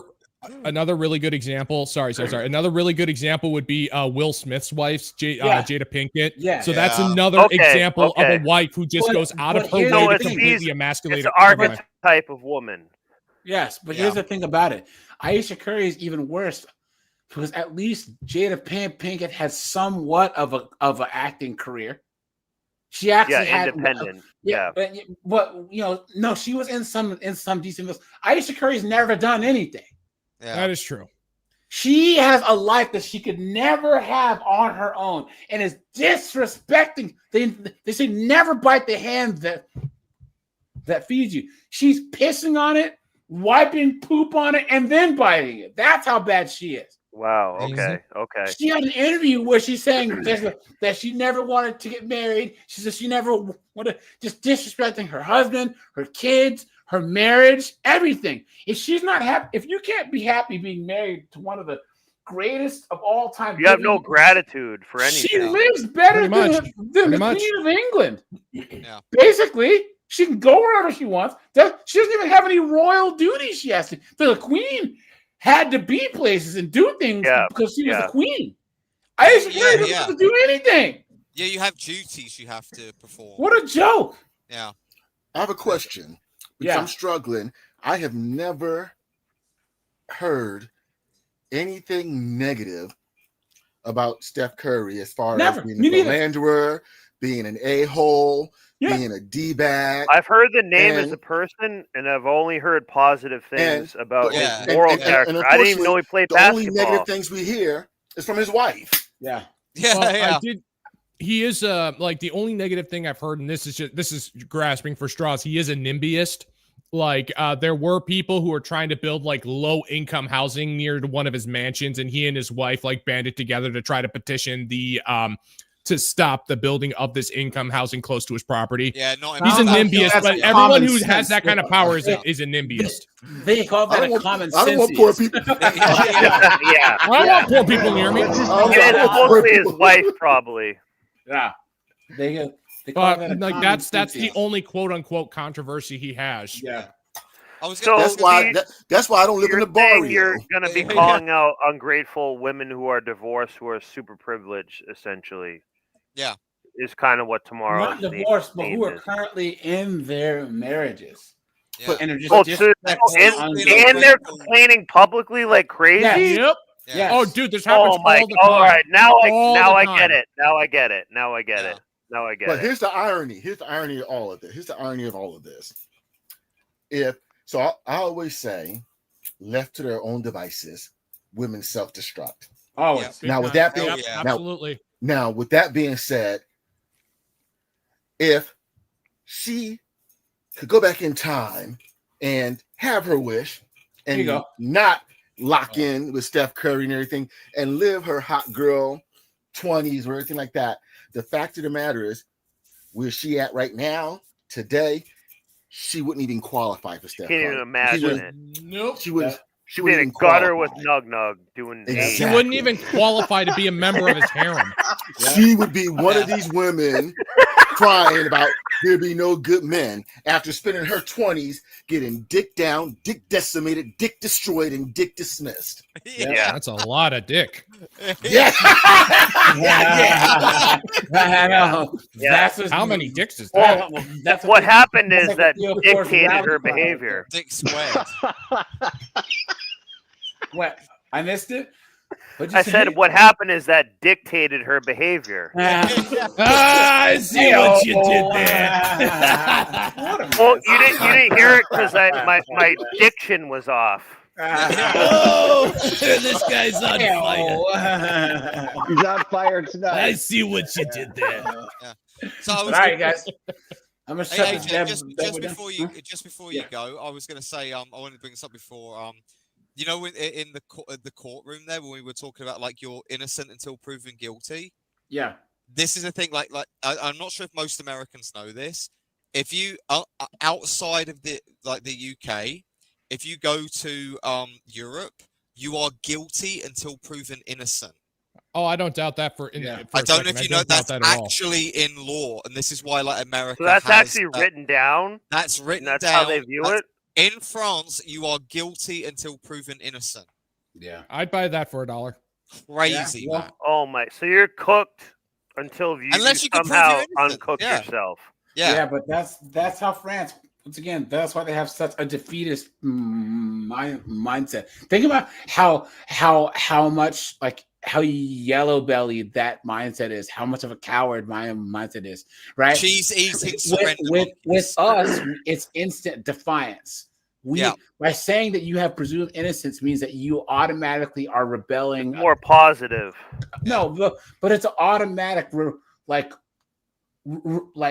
F you. You gotta prove to me that I'm it's more anti-authoritarian. Yeah, you must we have that built into our very system. The authority has to. They have to say that. But guys, do we need to remember they're the French? I mean, come on. Yeah, weak as hell. Of course, they think that. That's what a weak victim pussy weakling would think. Yeah. Why? Because women have a hole in them that can never be filled. Yeah. Even though Seriously, they're not happy even ever. though they let Nug and Nug 11 fill Try to all fill those, it. Yeah. Those holes. Yeah. All the time. Yeah. When Nug 11 comes in, they say, "Give me that airplane and that jet fuel." You know what I'm saying? So guys, and guys, I still can't believe, like I can, but we're in a day and age. Better Bachelor did a video. It was like hyper privilege. All these parents were shocked. It was like 30 or like 40% like female college students or high school students, whatever, said that they planned doing an OF page. And it's like, is that so surprising when there's girls openly saying, like, not anonymously where they're covered in the voices, saying with their full faces out that they flew to Dubai and let Sheikh Mahmoud. They went to Browntown. Yeah, drop a deuce on them. They'll say First class ticket to they Browntown. will look in the camera and say this. Yeah. Rolo Tony Browntown. But yeah, pretty much. But that's what the situation we put them in. I'll be honest. I've almost died a few times doing the work I'm doing. I'm not making the amount of money that they make in a day being humiliated and stuff. Granted, what they have happen to them sticks with them and will last and mess with them later. But I'm saying I'm oil guys take risks. A ton of these people, we're risking our own flesh, if you will. They are doing actually something similar to that. So I'm not saying it's right or they're right. Hold on. That's not actually true. sorry, guys. Sorry. I actually have to head out, so you guys All right, have my fun. friend. Take All right, it my easy, friend. guys. Guys, I have to say, because here's the thing: you at least died with your dignity. And respect. That's nowhere near the same. All right, yeah, that's a good point. If you fall out of a tree and bop your head tomorrow, whether there's whatever that you pray to, you can at least go up that escalator and look up at whoever it is and have some pride. You know what I'm saying? You can. Yeah, I'm not worried about meeting my maker. I'm not worried about it ever. St. Peter's gonna judge you. Yeah. Yeah. But, all right, guys. Have I'll a be great live. night. Congratulations. Either 10:30. I'll let you guys know in the Discord, and then I'll schedule it and do an announcement. And then after that, and you're killing it, AJ. You're gonna be like 35K when you get back from Ireland, dude. Yeah, I hope so. Yeah. All right, guys. Take it easy. Take it easy, man. All right, see ya. All right, bye.